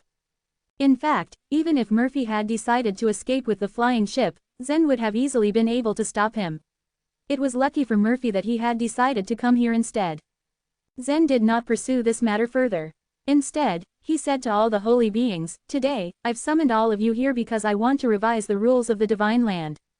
"Revise the rules? How can you change the rules on the ruling slate at will?" "Are you sure?" Filled with endless doubts, the holy beings burst into a heated discussion. The rules not only restricted the power of the holy beings but also prevented them from killing each other. "I've already erased all the rules on the ruling slate," Zen replied nonchalantly. Upon hearing this, the holy beings widened their eyes in disbelief. Kate and the other new holy beings were also stunned into silence. The ruling slate was like a holy book of law for the holy beings. The rules on it could never be violated. How was it possible that Zen had erased all the rules? There won't be any powerful clans on the floating islands in the future. From now on, the only ones who can live on the time sea are the members of the Nine Li race, Zen announced. His words didn't make sense to the holy beings at all. They had heard about the legends of the sacred race, of course. But hadn't it been completely massacred in the past? Ignoring their expressions of confusion, Zen continued, I'm doing this so that the divine land can be returned to the people that it originally belonged to. Lorena's biggest dream was to revive all the members of the Nine Li race. Although countless years had passed since the deaths of the members of the Nine Li race, their memory flames still existed. Lorena knew that she could find all of them once she had complete control of the reincarnation soul weapon. The only remaining problem was the matter of the bloodline. After reincarnation, the members of the Nine Li race would have their past memories, but their bloodlines would no longer exist. Of course, this problem could be solved by Timotheus and his companions. In addition, Lorena had come up with a rather radical idea. As far as she was concerned, everything in the divine land belonged to the Nine Li race, including the divine citizens and the true gods. As such, she wanted to directly revive all the members of the Nine Li race by forcefully stuffing their memory flames into the minds of living people. After all, these people were reincarnations of the members of the Nine Li race. However, Zen, Mike, and the others were all dead against that idea. Following Lorena's plan would be equivalent to killing all the living people in the divine land, as their memory flames would be completely wiped out. Finally, they had come up with another plan, to let the newborn lives in the divine land carry the old memories of the members of the Nine Li race. Although this was a slow way to recover the Nine Li race's glory, the Nine Li race would be completely revived in a few hundred years or so without affecting the existing people in the divine land. Chapter 2533, Nelly. The holy beings fell silent at Zen's plan to recover the Nine Li race's glory. No matter what stand they took, it was hard for them to wrap their minds around the situation. If the Nine Li race actually returned to the divine land, they'd take up a lot of resources. The powerful clans, as well as the other divine citizens residing in the divine land, would have to face keen competition. There was no way they could compete with the race that created this world. Alas, they had no choice. None of them could object to Zen. Moreover, what Zen said was actually reasonable. The divine land belonged to the Nine Li race. They were doing this only to return the divine land to its rightful owner. Ian cleared his throat. However, in the future, if the Nine Li race grows in strength, how can we possibly live in peace with them? I will make new rules, Zen replied reassuringly. In the future, warriors won't need to fight for the titles of holy beings with their lives at risk, but fight for the top places on the Jade Wall of Legends. Only the strongest ones will be allowed to enter the Mountain of Holy Beings. The fight for the holy springs in the Mountain of Holy Beings was too tragic. There was too much loss of life. Zen's goal was to change this situation. That was a good suggestion. The death of the consummate true gods and the demi-holy beings had been a great loss for the powerful clans. In fact, the holy beings had also discussed the possibility of fighting for the titles of holy beings according to the rankings on the Jade Wall of Legends. However, the titles of the holy beings were a fatal temptation to the true gods. Every time the Mountain of Holy Beings came, the powerful clans would fight intensely for the titles. If Zen could end this dire situation, they would be pleased to agree. But the sacred race? No, the Nine Li people are from the source world. Those who carry the blood of the Nine Li race are surely stronger than us. How could we possibly compete with them? A holy being of the Qin clan asked worriedly. Even though the sacred race had been gone for countless divine eras, their power was no secret. The holy beings were fully aware of their strength, as told by the stories. Before Zen could reply, Lorena sneered. Do you mean that we, the Nine Li people, have to humor you just because we are outstanding? Maybe you need to be reminded as to who the true owner of the divine land is. Lorena's eyes flashed with anger. Of course her approach was more aggressive than that of Zen. In her eyes, the divine land was the last home of the Nine Li race. After her people were slaughtered by Layton, the divine citizens took their land. The holy being of the Qin clan opened his mouth as if to protest, but no words came out. He had to admit that what Lorena said was rational. In addition, her race was strong. The divine land is not a peaceful place, Zen said after a while. As you all know, its owner has deadly enemies who bring the Yellow Emperor guards here. No one can guarantee that they won't attack us again, so we have to grow stronger together to resist them as a whole. We don't need to discuss the strife of different races. It was said that, in war, the winners became rulers while the losers were reduced to bandits. This saying reigned throughout the chaos. If the divine citizens didn't want to be eliminated, they had to force themselves to become stronger. Zen had to unite all the people in the divine land. He didn't need to discuss this with the holy beings. Father, what should we do about the feud between you and Murphy? Zen turned his gaze towards Murphy. Finally, Murphy thought nervously, his heart pounding. But since he chose not to run away, he turned to face Mike. Lorena's eyes flashed coldly. She had no sympathy for the person who almost killed her husband. Mike stared back at Murphy but kept silent for a few moments. Back then, Bromley and Holy J had arranged various methods to deal with the universe war that Murphy started. But Mike's true enemy was Nicholas. Murphy was but a pawn. It was not that Mike hated Murphy. Actually, if it weren't for Nicholas, Mike wouldn't even bat an eyelash at Murphy. You almost destroyed my evolutionary universe, but at last you have lost the universe war. I know you just worked for Nicholas. Now, Nicholas is dead. Let's write off all our old scores. I won't kill you, but I will take your title as a holy being. What say you? Asked Mike, raising an eyebrow at Murphy. Truth be told, the rebirth lands could be taken away. It was a bit troublesome, but with Zen's current strength, doing so would be a piece of cake. Murphy trembled at Mike's words. Even the other holy beings felt sorry for him. It was more painful to strip him of his title as a holy being than to kill him.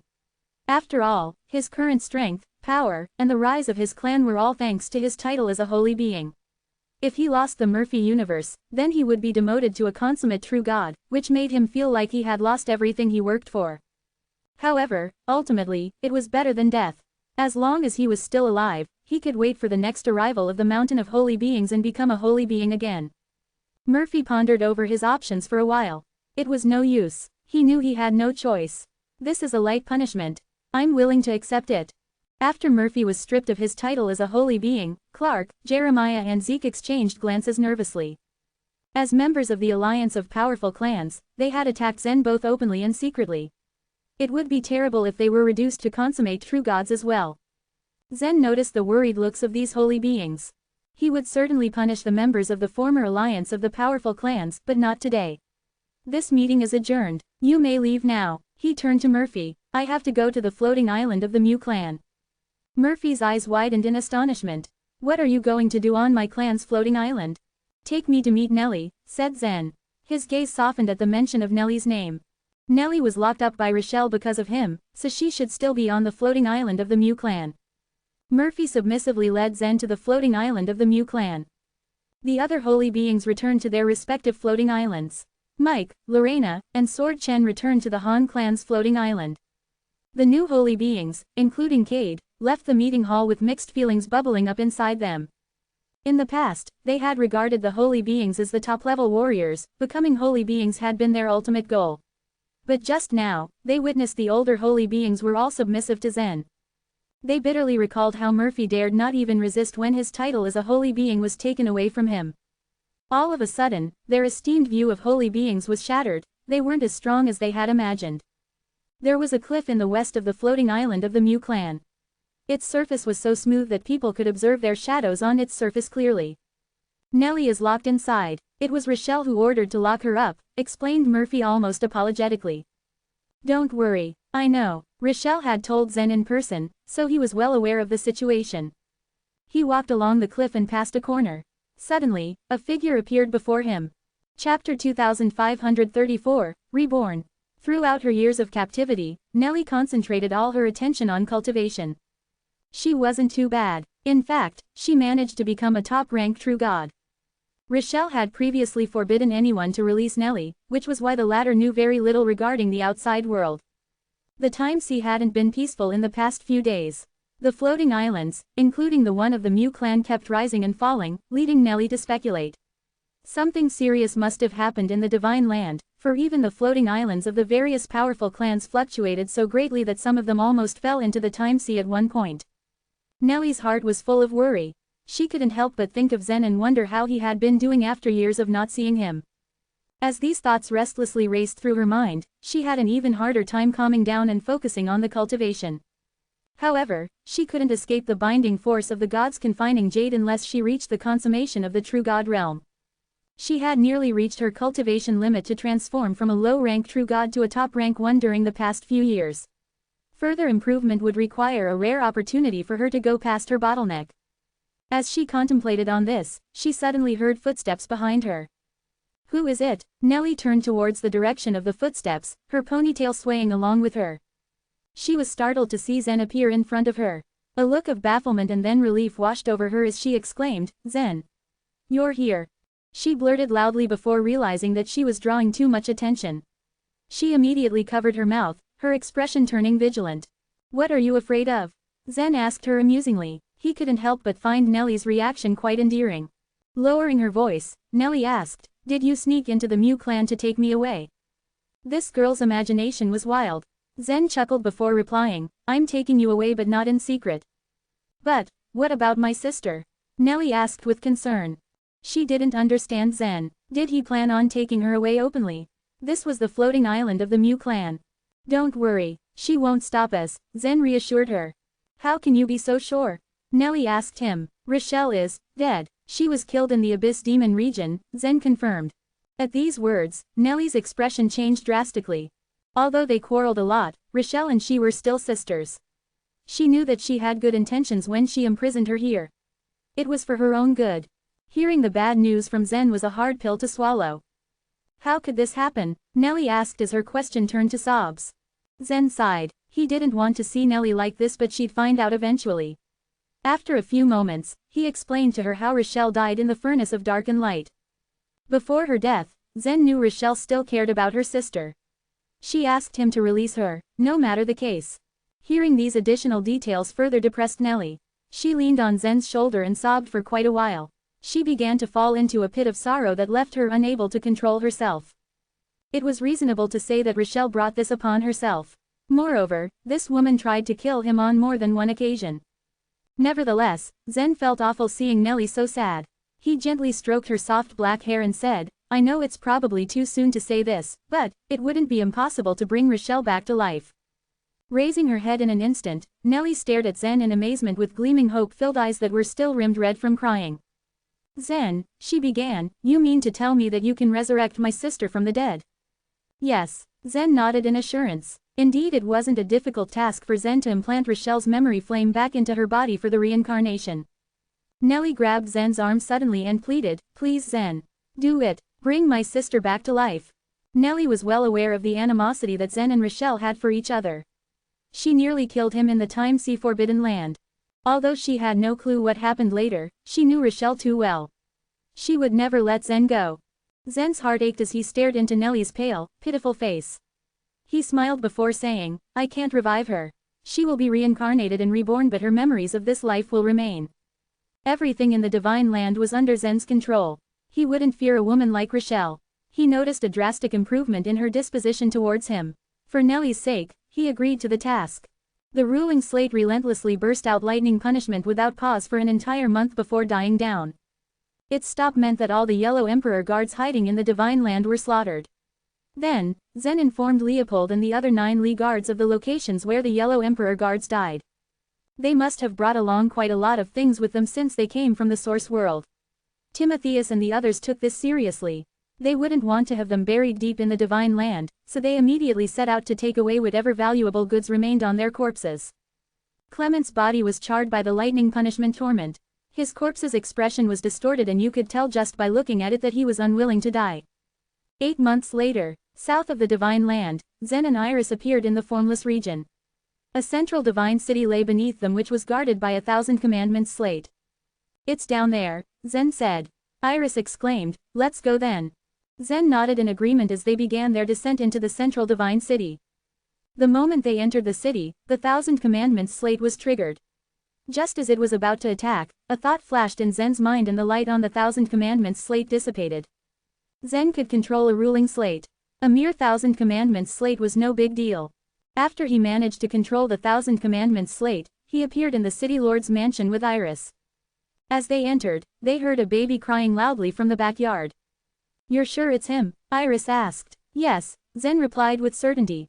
Although he knew the newborn baby was Rochelle's reincarnation, Zen still felt a strange feeling tugging at his heart. "Who are you? How dare you trespass into the city lord's mansion? How dare you?" They had failed to slip past the guards undetected. The leading clan that ruled the central divine city was the first-tier Yi clan. Its leader was Carlo Yi, a famous and powerful individual of the northern divine land. The Yi clan guards spotted some individuals sneaking into the mansion and immediately had them surrounded. At this moment, Carlo Yi had been waiting at the door of the backyard for his wife to give birth to their child. As he heard the shouts of the guards, Carlo Yi's face darkened and he came over quickly. Once he confirmed Zen's cultivation level, he was surprised. He asked in a deep voice, "Who are you? Why did you trespass into the Yi clan's territory?" Zen pondered on how to best answer his question. Without warning, Iris spoke up and said, "I've come for my husband." Carlo Yi was confused. He asked, "Who is your husband, exactly? Why have you come here to find him?" "The newborn baby. He's my husband," Iris retorted. Realizing the awkwardness of her words, her voice began to trail off. Carlo Yi began to look at Iris as if she was a lunatic on the loose. She had a beautiful face, a noble temperament, and excellent cultivation. Was there anything wrong with her brain? His son had just been born and this woman came out of nowhere claiming that the baby was her husband. This was strange, even in the divine land. Chapter 2535, Destined for Greatness.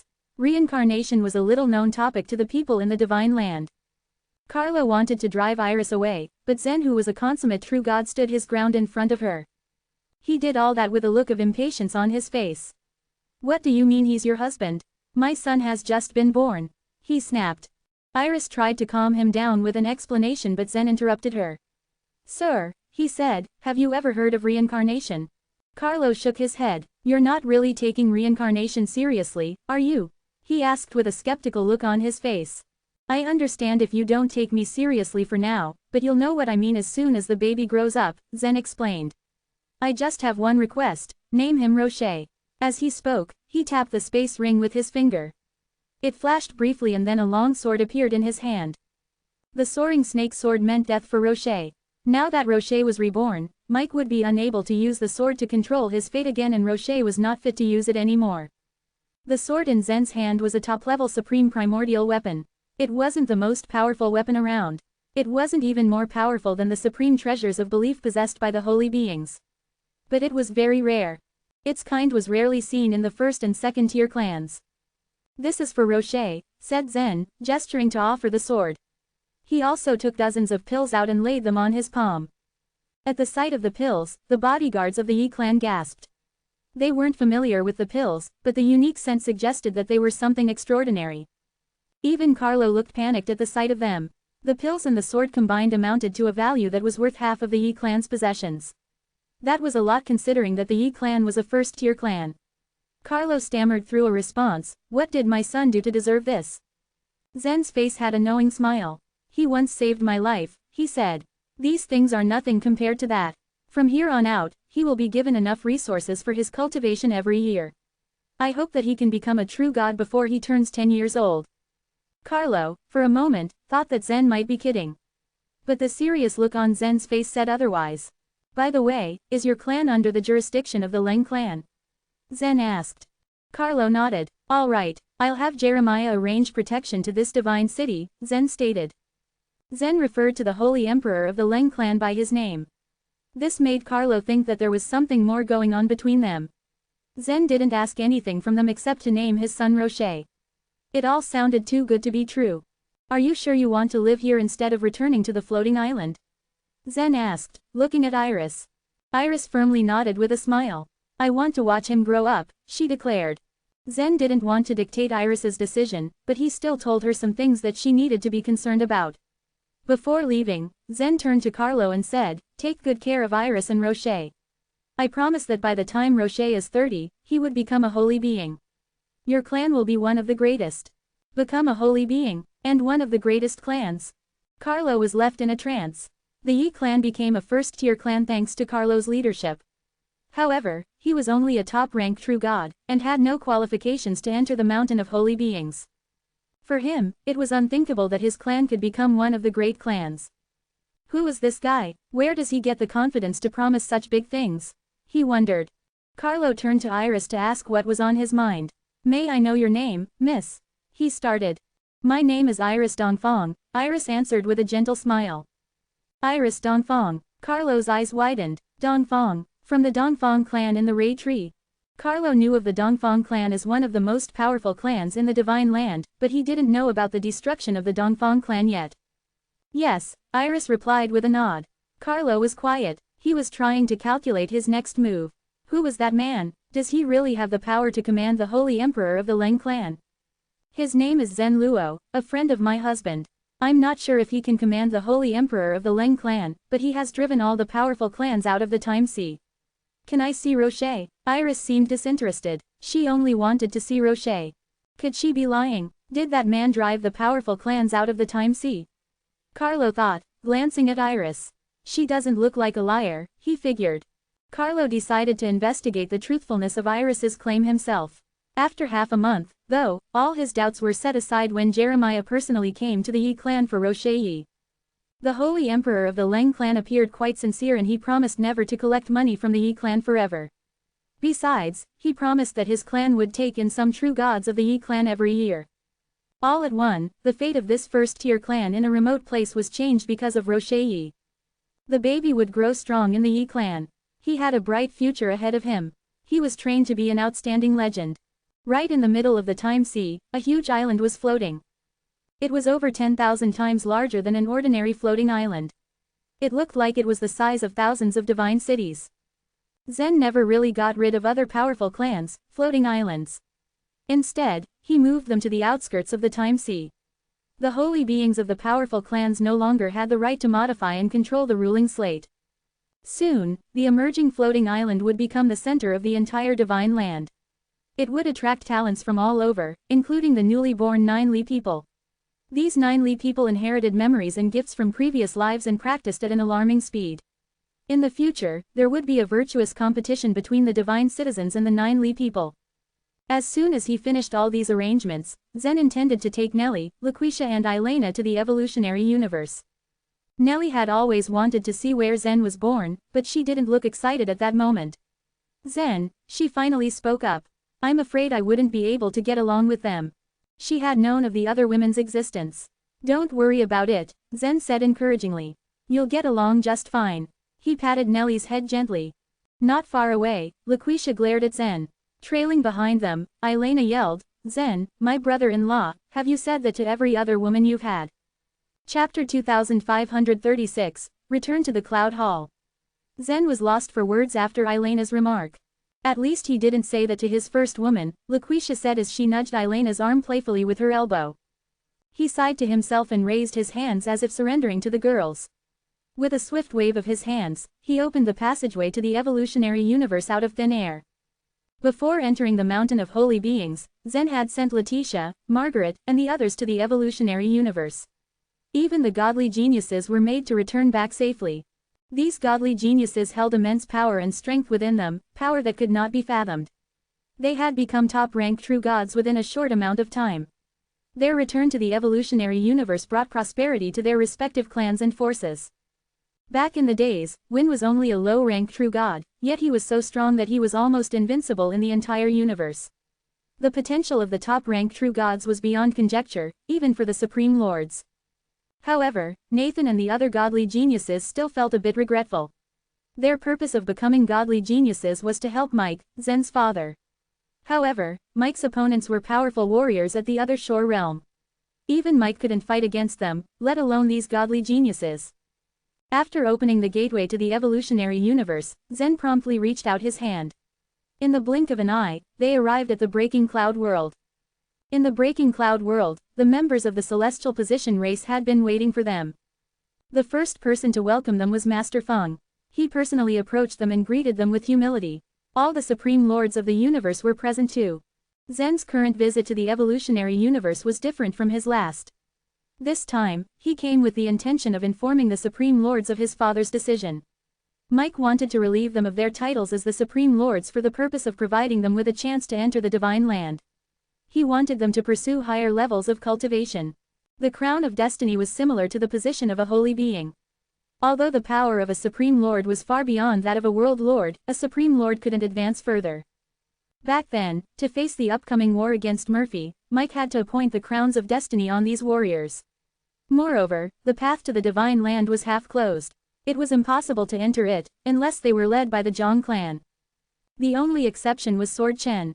In contrast to the other Supreme Lords, he could sneak into the Divine Land at will due to his special heavenly destiny. The heavenly destiny distinguished him from others. Now that the threats of the Divine Land no longer existed, Mike decided he no longer needed the Supreme Lords to work for him. He allowed them to return the crowns of destiny.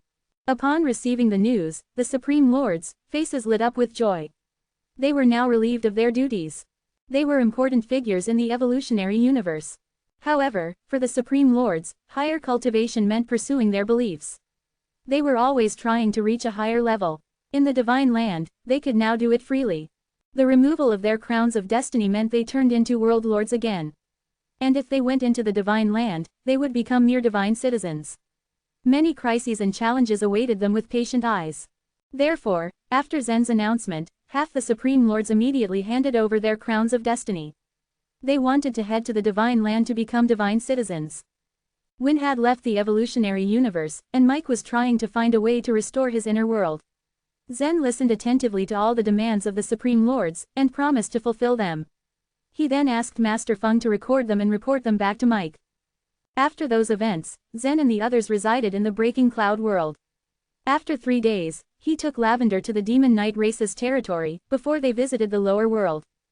Returning to the central region, he brought more people with him. Originally Nellie had doubts she would cause a lot of disputes among Zen's women. However, everyone got along. Everyone except for Margaret, who had a dominating nature. Letitia, Lavender and the other ladies seemed to adjust to the environment after some rough experiences. In contrast to all the other women, Letitia was most thrilled. She could not wait to return to the central region, her hometown. Her eyes were beaming with joy as she anticipated all the scenarios that could unfold at her return. The lower world and the upper world shared the same time flow rate. However, the warriors residing in the lower world had shorter lifespans. Time flew in the evolutionary universe. Several hundred years equated to a lifetime for many warriors. Many 3rd grade and 4th grade clans in the Cloudy City rose and fell in power. Various sects went through different changes in their ranks. However, Cloud Hall remained the #1 sect. At this moment, Cloud Hall was the only 8th grade sect in the central region. It stood tall as the most powerful sect, whilst the other sects followed behind. The women followed after Zen obediently, and peered down at the floating stone that held Cloud Hall. They studied it in awe with their eyes widened, taking in the entire scenery. It's hard to imagine Zen received training in such a sect, Nellie exclaimed as she looked down at the Cloud Hall. To Nellie, Laquisha and Elena, who were from the Divine Land, the creatures in the universe were all secondary creatures, so they were somewhat shocked by what they had seen. However, the fate of the Divine Land was now in the hands of a secondary creature. Just the thought of it made their stomach turn. It did not come as a surprise to Lavender, Letitia, Aura, and Margaret. They had watched Zen work hard to climb up the ranks. He had struggled to get this far with his strong will. Although he had to cross many hurdles to progress towards where he stood now, it proved fruitful in the end. Huh, what's that? Zen stood in his tracks as if he noticed something. He stood beside the women with a stern expression. He could sense a strong killing intent coming from the Cloud Hall. Letitia, who was now at the True God realm, could sense it too. She said with a frown, the Cloud Hall is an 8th grade sect. Who in the central region dares to be rude to the Cloud Hall? Let's go have a look first. Zen smiled gently as he signaled the ladies to follow him to the Cloud Hall. Within the walls of the Ice Palace, Louis sat poised in his host seat. His eyes seemed to have lost the colors of the past. He emitted a haughty aura, his eyes gave out a cold expression and his face was stern. Louis had progressed in ranks and became the mightiest one among the Soul Sea Realm warriors. He was now strong and superior. It would not take long before he was rejected by the Great World. He would fly to the upper world soon after. Louis had visited the upper world in the past with Zen and Patrick. However, Patrick turned out lucky and was successful in getting chosen by the Blessed Buddha land in the upper world. On the other hand, Roche and Zen went ahead to the Divine Land because of their talents and skills. Upon returning to the central region, Louis trained hard and spared no effort. He worked tirelessly and took over the position of the leader of the Cloud Hall. It was the dream of many warriors to take charge of the 8th grade sect, the Cloud Hall. Louis proved himself worthy of being the leader. As a Soul Sea Realm warrior, however, he still had to fly to the upper world in the end. Cloud Hall was a big sect, but there was no one worthy of taking control over it in the future. What was even more troublesome to Lewis was that the 4 divine kingdoms on the Divine Kingdom continent would cause trouble at the critical moment of his ascension to the upper world. The former war kings and war emperors of the 4 divine kingdoms had already left this great world because the path to the upper world had been fixed. Now 4 warriors of the divine kingdoms, 3 war kings and 1 war emperor, gathered in the ice palace. They all stood before Lewis and raised their concerns about his ascension to the upper world. A war king stepped up confidently and questioned him in an arrogant tone, "Master Lewis, although you can protect the Cloud Hall right now, haven't you ever thought about who would be able to do so after you ascend to the upper world? By then, the 8th grade sect will probably not live up to its name." "You're right." Lewis removed his hand from his chin and sat up. He leaned forward towards the 4 men. His expression turned cold as he glared at them. "How about this? I eliminate the source of trouble before I ascend by killing all the war kings and war emperors of the 4 divine kingdoms." The expressions of the 4 men slightly turned pale at his words. With the disappearance of the chaotic ocean of stars, there had been a period of time that the Central Region and the Divine Kingdom continent had a good relationship with each other. They lived in harmony until recent years. The warriors on the Divine Kingdom continent were restless. The conflict between the Central Region and the Divine Kingdom continent continued and they could not come to a conclusion to end it. Chapter 2537, Old Friends. The Divine Kingdom continent was far more powerful than the Central Region in almost every way. However, this had not always been the way. Hundreds of years ago, the Central Region could proudly claim Zen as their own. There had since been a series of shifts in power and Cloud Hall now was in the hands of Lewis. Lewis was nowhere near as gifted as Roche or Zen. He was not even greater than Patrick. However, the resources of Cloud Hall made up for his shortcomings. Furthermore, after his travel to the upper world with Zen and Roche, Lewis gained a great deal, more than he imagined he would. With only Cloud Hall's vast resources and all he learned from the upper world, Lewis had improved immensely. He had become much more than he was before, now possessing a strength unshakable in this great world. He was capable of conquering the entire Divine Kingdom continent on his own, should he so choose. Because of this, the 4 from the Divine Kingdom continent saw Lewis not just as intimidating, but as a man who meant the words he spoke, a man not to be trifled with. The War King of the York Divine Kingdom thought for a moment and said, "Even if you did manage to kill all the war kings and war emperors of our 4 divine kingdoms, we have countless citizens, and many of them will become fine and powerful warriors. When next time the Divine Kingdom continent battles with the Central Region would stand no chance of victory. You must see this. Let us be civil about this, we are neighbors after all. Why don't we both take a step back? Take a step back. That savage land has been untamed for tens of millions of years, and now you claim it to belong to the Divine Kingdom continent.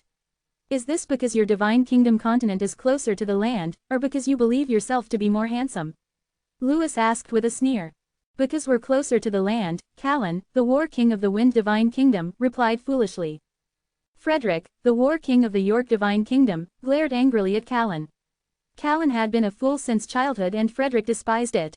He knew that even in this most serious of situations, Callan would take the opportunity to act childish wherever he saw it. The dispute between the 4 divine kingdoms and the Central Region was over the savage land. Over the last few hundred years, the territories of the Central Region and the Divine Kingdom continent had been entirely explored. The warriors of these 2 continents had almost simultaneously looked towards the savage land as their next frontier. All forces crossed the chaotic ocean of stars and headed towards the land, hoping to make it theirs. Although the land was indeed closer to the Divine Kingdom continent, it still remained a lawless land where no one had any power or control. More and more warriors had gone to the land, and more conflicts arose. Warriors from the Central Region and the Divine Kingdom continent clashed constantly. Not long ago, a war broke out in the land. The warriors of the York Divine Kingdom and the Starfield Divine Kingdom had killed over 100 warriors of the Ethereal Spirit sect in the Central Region. The Ethereal Spirit sect then turned to the Cloud Hall for help. Lewis responded by traversing through the chaotic ocean of stars into the Divine Kingdom continent. He fiercely killed no less than 13 warriors at the life and death realm, shocking the entire continent. Overtaken by grief and indignation, the 3 war kings and 1 war emperor of the Divine Kingdom continent marched on the Central Region, searching for an explanation from Lewis, which resulted in the previous conversation. Ha ha, ha ha, Lewis is hundreds of years old, yet still so amusing. As Lewis' conversation with the 4 came to an end, out of nowhere laughter could be heard from above. The entire room wore a collective frown as they spread their spiritual senses upwards. Lewis too was shocked. His face drew in a solemn expression as he reached out high with his spiritual sense to discover who had silenced this meeting.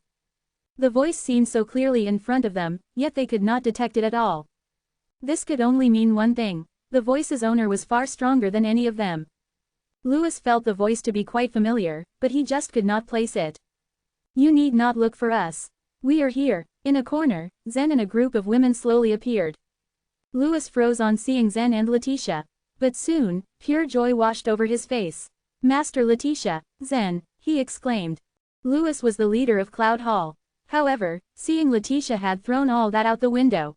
He lost all sense of decorum for his position, turning back to a disciple of the Cloud Hall all those several hundred years ago. "Lewis." Zen smiled and looked at the four from the Divine Kingdom continent. "Callan, Randy, how have you been?"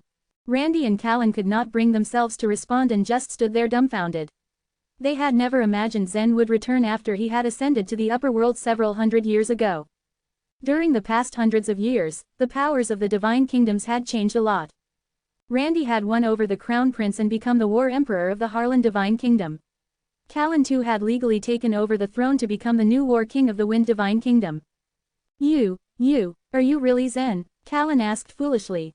Zen nodded slightly. The memories of Zen were unforgettable, and though the man in front of him definitely appeared to be the same man, he possessed a vastly different temperament. The four could feel an extraordinary magical power emanating from Zen's eyes. Although Zen did nothing to encourage any feeling in any of them, they all began feeling as insignificant as ants. Randy was very excited too. Now that Zen was here, the dispute they'd been having could be resolved. Zen had already risen to the upper world when competition for the throne of the Harlan Divine Kingdom had begun. He had no effect on how that ended, but he had a far-reaching effect on Randy. Randy had been missing Zen all these years. 10 years ago, I said I would be really lucky if I got to see you after I descended to the upper world. I didn't expect to see you back here, Randy muttered. Naturally, he did not know that even if he flew to the upper world, he would not be able to find Zen. After all, Zen had already gone to the Divine Land. As fast as Zen appeared, the tense atmosphere enveloping the Ice Palace was dissipated.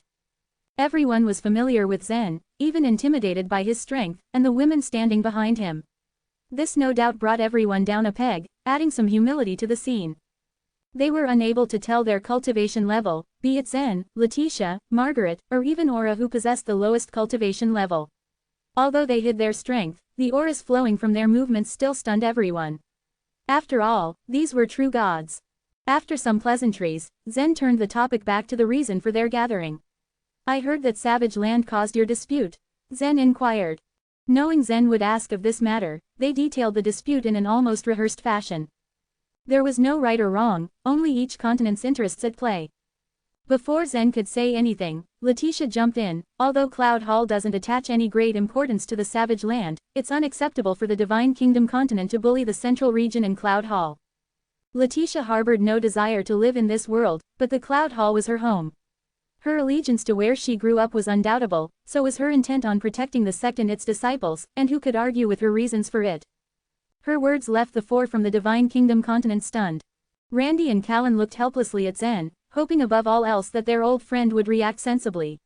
Surely he could see this sort of view was unreasonable, it would give the Central Region an unfair advantage in occupying the Savage Land. Chapter 2538, Time Flies. Zen considered the scene before him with mixed feelings. Given how far he had come, and how high he had risen, these conflicts seemed to him like the quarrels of children at playtime.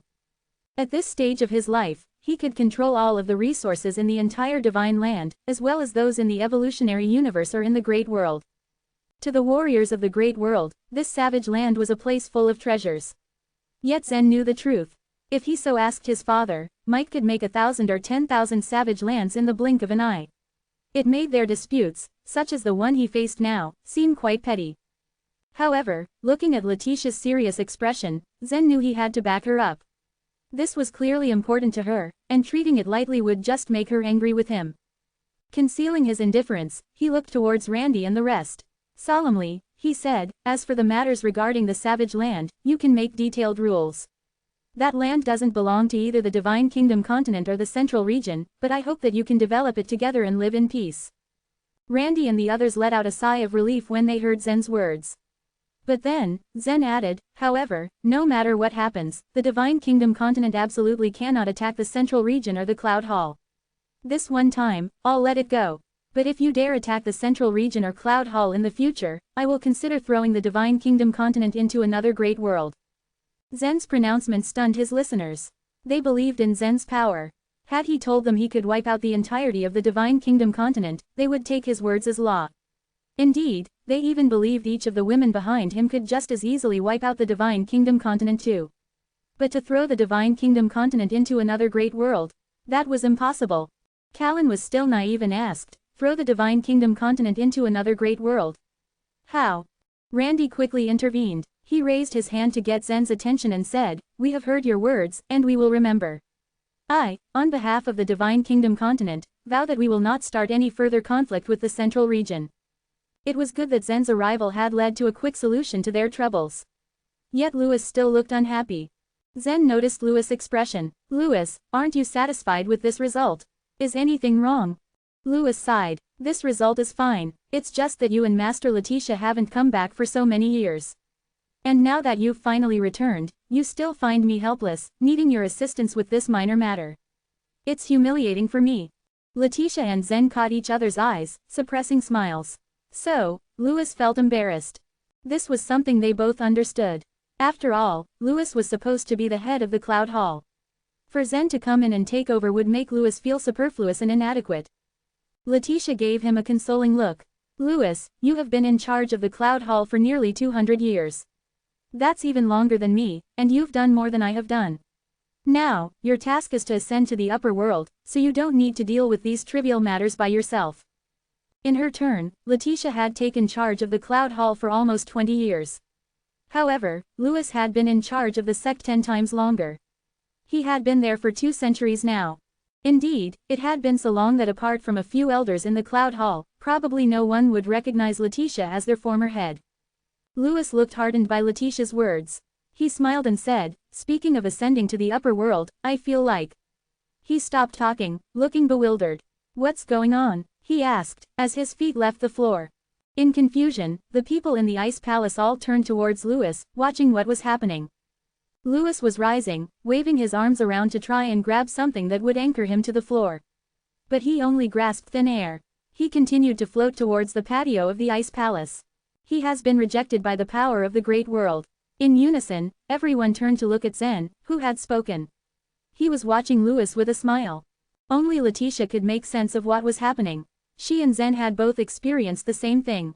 They had flown up to the upper world in a similar way, the normal way. Margaret, who had experienced something different, looked at Lewis with great curiosity. She herself had directly stepped into the Soul Sea realm in the Purple Power world. Zen, what should I do? Why, of all times, would I begin to ascend to the upper world at this exact moment? Lewis, to his shame, felt like weeping. But he did not shed any tears. Zen had finally returned after all these years, and Lewis looked forward to drinking with him. But that was no longer in his hands. The power of the great world was rejecting him right now. Not even Zen had been able to stop his own ascension to the upper world after fusing with the great world's will. The great world would naturally kick Lewis out of the world after feeling that his power had exceeded its limit. Zen couldn't bear to see the helpless look on Lewis' face. Reaching out, he grabbed him from the air. I'll stay at the Cloud Hall for a while. And for as long as I am here, I'll keep you in this world as well, he said. After all, no matter how strong the repulsive force of this great world was, it couldn't be greater than Zen's own strength. And so the news of their return spread quickly. After 200 years, the sudden appearance of Zen, Letitia, and Margaret caused a stir throughout the central region. The lifespan of a warrior at the virtual tribulation realm could be up to 1,000 years. And that of a warrior at the life and death realm could be even longer. The 3 leaders of the World Commercial Alliance had entered the life and death realm. They were only 400 to 500 years old. Upon receiving the news, they immediately rushed over, followed by the ethereal spirit sect members. After all, Margaret was among those who had returned. Xander was still worried about his granddaughter. Later on, some leaders of 4th and 5th grade sects also came to see Zen. Although they didn't know him, his legend was widespread throughout the central region. The chance to meet him was an opportunity too great to miss. Letitia realized how much she had missed all this. Her days in the Cloud Hall were among her best memories, and now, she felt that she was home at last. Nellie and the other girls were curious about the great world. While they had their own inner worlds, where warriors also existed, they had never paid attention to them. With careful observation, they saw that a warrior with the lowest cultivation level also had a wonderful life. In terms of strength, a secondary creature was incomparable to a divine citizen. But in terms of emotion, there was no difference between them. Indeed, it could even be said that the shorter, limited lifespans of the secondary creatures led them to place greater value on their time. They clearly cherished their lives and companions, and sought to make the most of every day, unlike many of the true gods in the divine land. In contrast to Zen's last visit, this time everyone seemed more relaxed. After all, the last time he came back, he had the task of saving Mike. Now, however, the troubles in the divine land seemed to have been resolved. He realized that he was happy here. He didn't even consider returning to the divine land. With his women, Zen traveled around the central region, enjoying themselves. Naughty Elena suppressed her own cultivation base so she could take part in the martial arts contest of World Commercial Alliance, to compete with some new geniuses of the central region. And so she and the warriors in the central region fought in the same arena. The expected outcome greatly wounded the morale of the talented people in the central region. Zen berated Elena, but she was complacent. At one point, Zen accompanied Aura back to the eastern region. The Cloud sect remained the same, but the Burning Sky Empire had changed. Under the new emperor's leadership, the Sioux clan was now considered a fourth-grade clan, better than the Cloud sect. Aura was very gratified by these developments. Zen was indulgent in this matter. If Aura so wished, then he wouldn't prevent her from making the Burning Sky Empire as powerful as Cloud Hall. Yet Aura did not interfere. After all, she had been gone for a long time. The ages would change, and the empire would rise and fall, without need of any intervention. The empire's fate was in its own hands, and she thought it wouldn't be a good idea to force her own ideas on them. At the same time, several geniuses in the Luo clan of Sea County were showing extraordinary talents in the Cloud sect. One of them became the emperor's son-in-law. The Luo clan had become a second-grade clan, and now stood on par with the 7 great clans of the Burning Sky Empire. The journey was pleasant for Zen, who found himself more relaxed than he had been in a while. Yet someone was still worried. After 3 months, an unexpected voice suddenly spoke up. Zen, will you stay here for a lifetime? It was number 9527, who had been silent all this time. Chapter 2539, Hiding the Divine Land. 3 months in the universe were equal to 10 days in the divine land, where time moved much more slowly. Zen seemed to be content with everyday life in the universe, which worried no. 9527. If he decided to stay indefinitely, it would certainly fail the task that its master had given it. Eventually, it could no longer hide its anxiety, and decided to discuss the matter with Zen. It's not all bad here, you know, Zen simply replied. He held up a cup of tea to his mouth. Wrapping a finger around its tiny handle, he sipped his drink carefully. The taste of spiritual tea back in the upper world was miles ahead of the fresh tea he was now drinking. And yet, Zen could not get enough of the slight bitterness that lingered on the tip of his tongue with every sip. It just seemed fitting as he looked around the eastern region, now flourishing at springtime. Number 9527 scowled at Zen's calm demeanor, making no efforts to hide its disdain. As if to simultaneously remind and scold, it said, in case you forgot, Zen, the divine land is unsafe. Chiyu made this ship so that the 9 Li people can revitalize the race. Zen shrugged indifferently. The 9 Li race will thrive again in no time. The old members of the race will all be reincarnated soon. Are you kidding me? The divine land has limited resources. There can only be a few other shore realm warriors, and their strength wouldn't amount to anything in the source world. Besides, Zen tried to focus on the surrounding view as number 9527 went into a frenzied sermon, furiously listing in points all the repercussions if he were to stay at the universe. As he got tired of the seemingly never-ending lecture, Zen finally interrupted. No. 9527. All right, calm down. I was joking, you know I'm going to the source world. Zen could never forget the first time he had heard of what had happened to Chiyu. He died doing what he had been for a long time, fighting. The Yellow Emperor race, however, turned out to be his last opponent. More so than that, Zen accepted his mother Lorena's decision not to say anything regarding the matter, though he knew that she still had her own thoughts. After all, she would never allow the 9 Li race to forever hide within the chaos. Like many things, however, it is always easier said than done.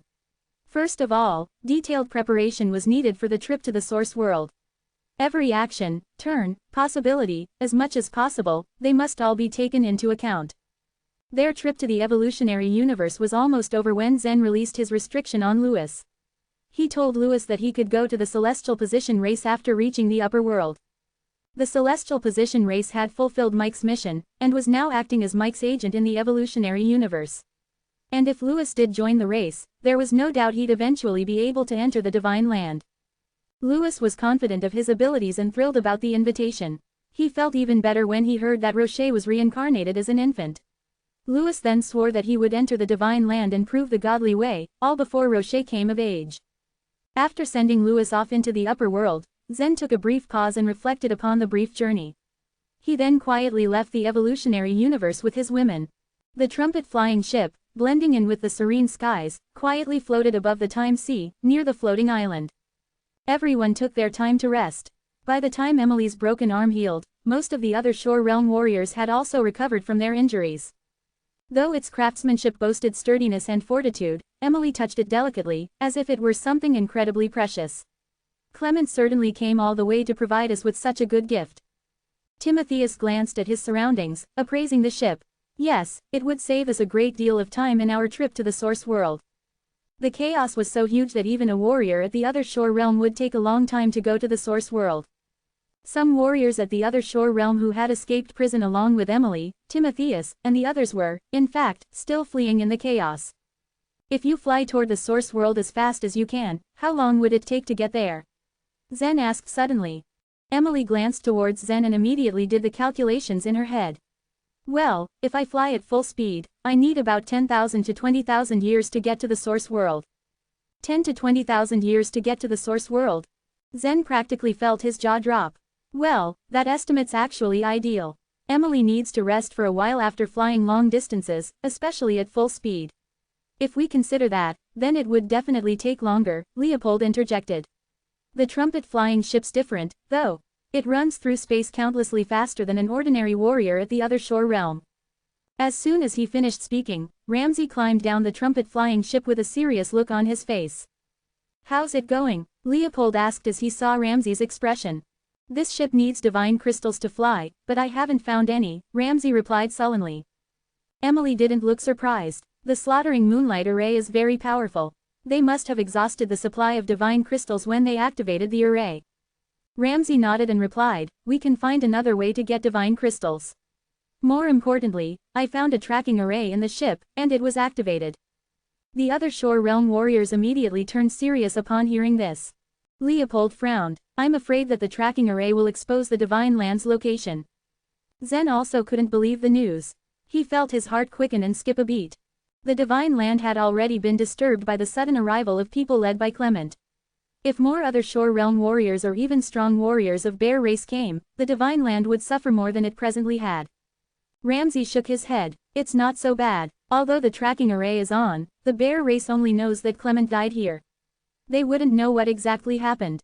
The chaos is so huge, after all. Maybe they would think Clement and his men died of fierce beasts. Timotheus turned to Zen, but Clement was influential within the bear race. His death would attract a lot of attention, and an investigation will be inevitable. The divine land certainly should not stay here. Zen nodded. Then I'll transfer the divine land to another location as soon as possible. We shouldn't waste time, Emily added. Given the circumstances, we should hide the divine land from others as soon as possible. In fact, the divine land was bigger and quicker than the trumpet-flying ship. When Zen had first entered the sun, he had changed the entire divine land's flight trajectory, stopping it from falling towards the bottom of the chaos.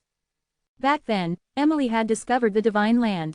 She had gathered the other shore realm warriors of the snake goddess race and bound it to the bone tower. After she had released this restriction later, the divine land had gradually distanced itself from the bottom of the chaos. However, with no one to take charge, it moved extremely slowly. Zen understood the seriousness of the matter. Without any hesitation, he disappeared on the spot. Not a moment later, he appeared inside the sun. This time, Zen did not need to use the sun-resisting umbrella Harper had given him. He had fused with the original will, and even the sun essence flame in the sun's depths could not harm him. Since this was the second time he was here, Zen easily crossed the palace and walked past the Chiyu statue. He was standing in front of the 7 rings in no time. Zen put his consciousness into the rings straight away. As he did so, each ring started to wrap around him, his neck, arms, legs, waist. Bang! Zen's head was suddenly filled with an image of the entire divine land. As Zen gently lifted his hand, the once unshakable divine land started to quiver and turn slowly to the other side. Chapter 2540, The Huge Whirlpool at the Bottom. Something as enormous as the divine land could only start off at a very slow speed. Much like a running elephant, it might start by spinning rather slowly, but if it were to start going faster, it would quickly gain excessive speed. As Zen pushed the 2 rings on his wrists forward delicately and with precision, the entire divine land began to tremble even more violently. Everyone across all the divine land could feel the intense vibration. However, the vast majority of people couldn't feel the divine land moving. Rumble. Zen had successfully turned the divine land's direction and it began moving forward amidst the chaos. Something isn't right at the bottom of the divine land, he exclaimed loudly.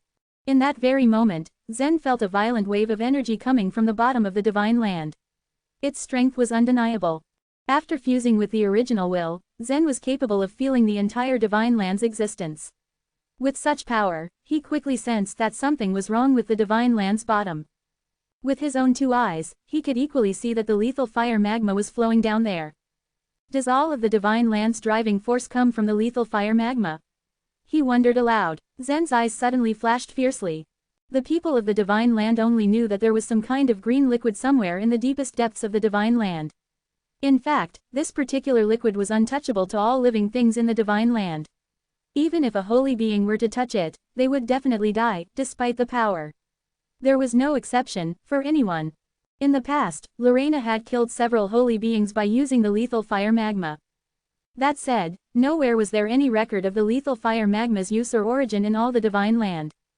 After all, in places like the Time Sea, holy beings had the capacity of exploring the area for themselves.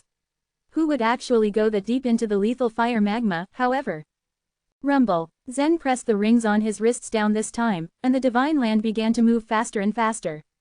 Below him, he also felt the lethal fire magma at the bottom of the divine land gurgling and bubbling, becoming hotter and reaching boiling point. This speed should be good enough, Zen murmured to himself. Even if the bear race was well aware of Clements and his companions' deaths, it would still take them a long time before sending warriors to investigate such a place. And by then it would simply be too late. In other words, the divine land would have already reached an extremely high speed, flying away completely from this place. The divine land had now officially been activated and it wasn't before long that it no longer needed Zen's control anymore. After disengaging himself from the rings, Zen could still clearly feel the lethal fire magma billowing at the bottom of the divine land through the original will. I don't think that the lethal fire magma was born out of thin air. In order to drive such a huge divine land, Chiyu must have planted something in the depths of the divine land. I've fused with the original will and therefore, I should have known everything about the divine land. Why can't I find out the lethal fire magma's origin? Once this curiosity arose, Zen found himself unable to restrain it. In the hall, he sat upright and used the original will in order to spread his spiritual sense outward. His spiritual sense crossed paths with the sun and headed down from the sky. It pierced through the soft soil, drilled into the rock stratum, traveled across the layer of gangue, the layer of flint and the layer of soft stone, until it ultimately reached the lethal fire magma. Prior to now, if his spiritual sense were to travel into the lethal fire magma, it would have been immediately destroyed by the latter.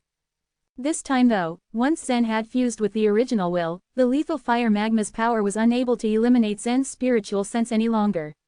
He was now capable of penetrating it like never before. His spiritual sense ran continually through the lethal fire magma.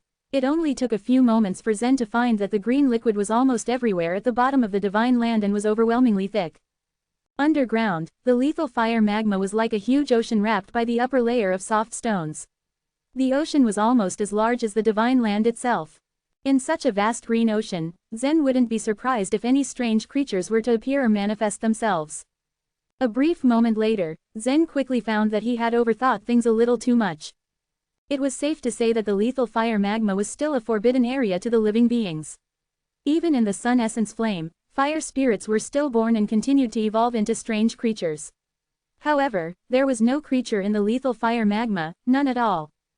Plop, plop. As Zen's spiritual sense rapidly shuttled through the lethal fire magma, he quickly found that the lethal fire magma around him had become even more boiling, if that was even possible. The thick green liquid was scalding hot, bubbling and boiling like a pot of water on a heated stove. The abnormal movements should come from up ahead, Zen declared. After determining the direction, he picked up speed.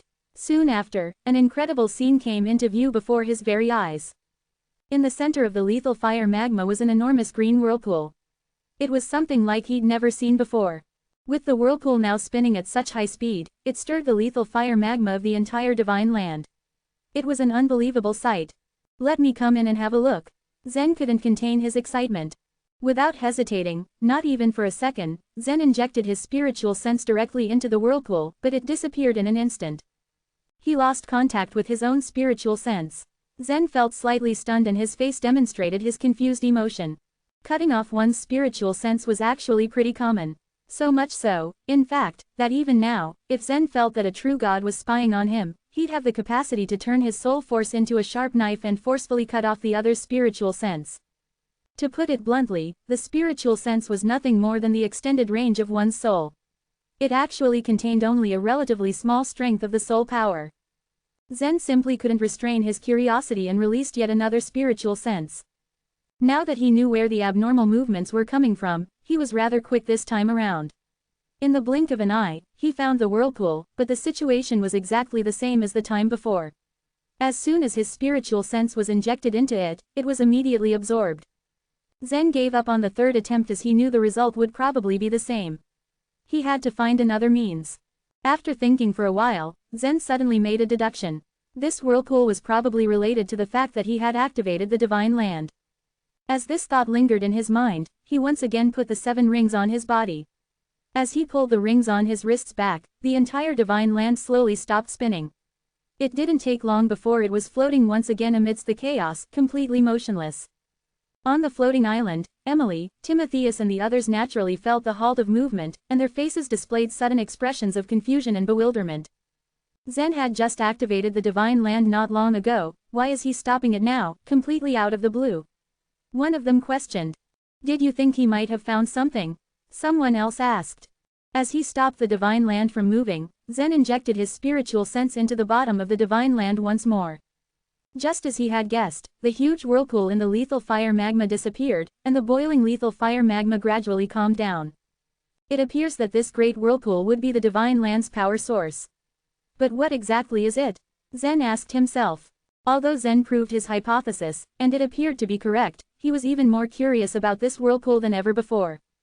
A few seconds later, Zen started the divine land again and left the palace in the sun, returning to the floating island. Zen, tell me why you stopped the divine land just moments ago. Timotheus asked in absolute confusion. He was afraid that Zen had encountered a few tough problems. Zen thought for a moment before replying, I found something strange at the bottom of the divine land, but my spiritual sense can't seem to enter it. I decide to go there myself instead. Huh, the bottom of the divine land? Leopold raised his eyebrows slightly in curiosity as he asked his question.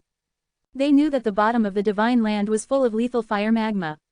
However, even the well-informed Leopold and Timotheus were incapable of determining its origin. The warriors at the other shore realm were capable of enduring the burning of the lethal fire magma.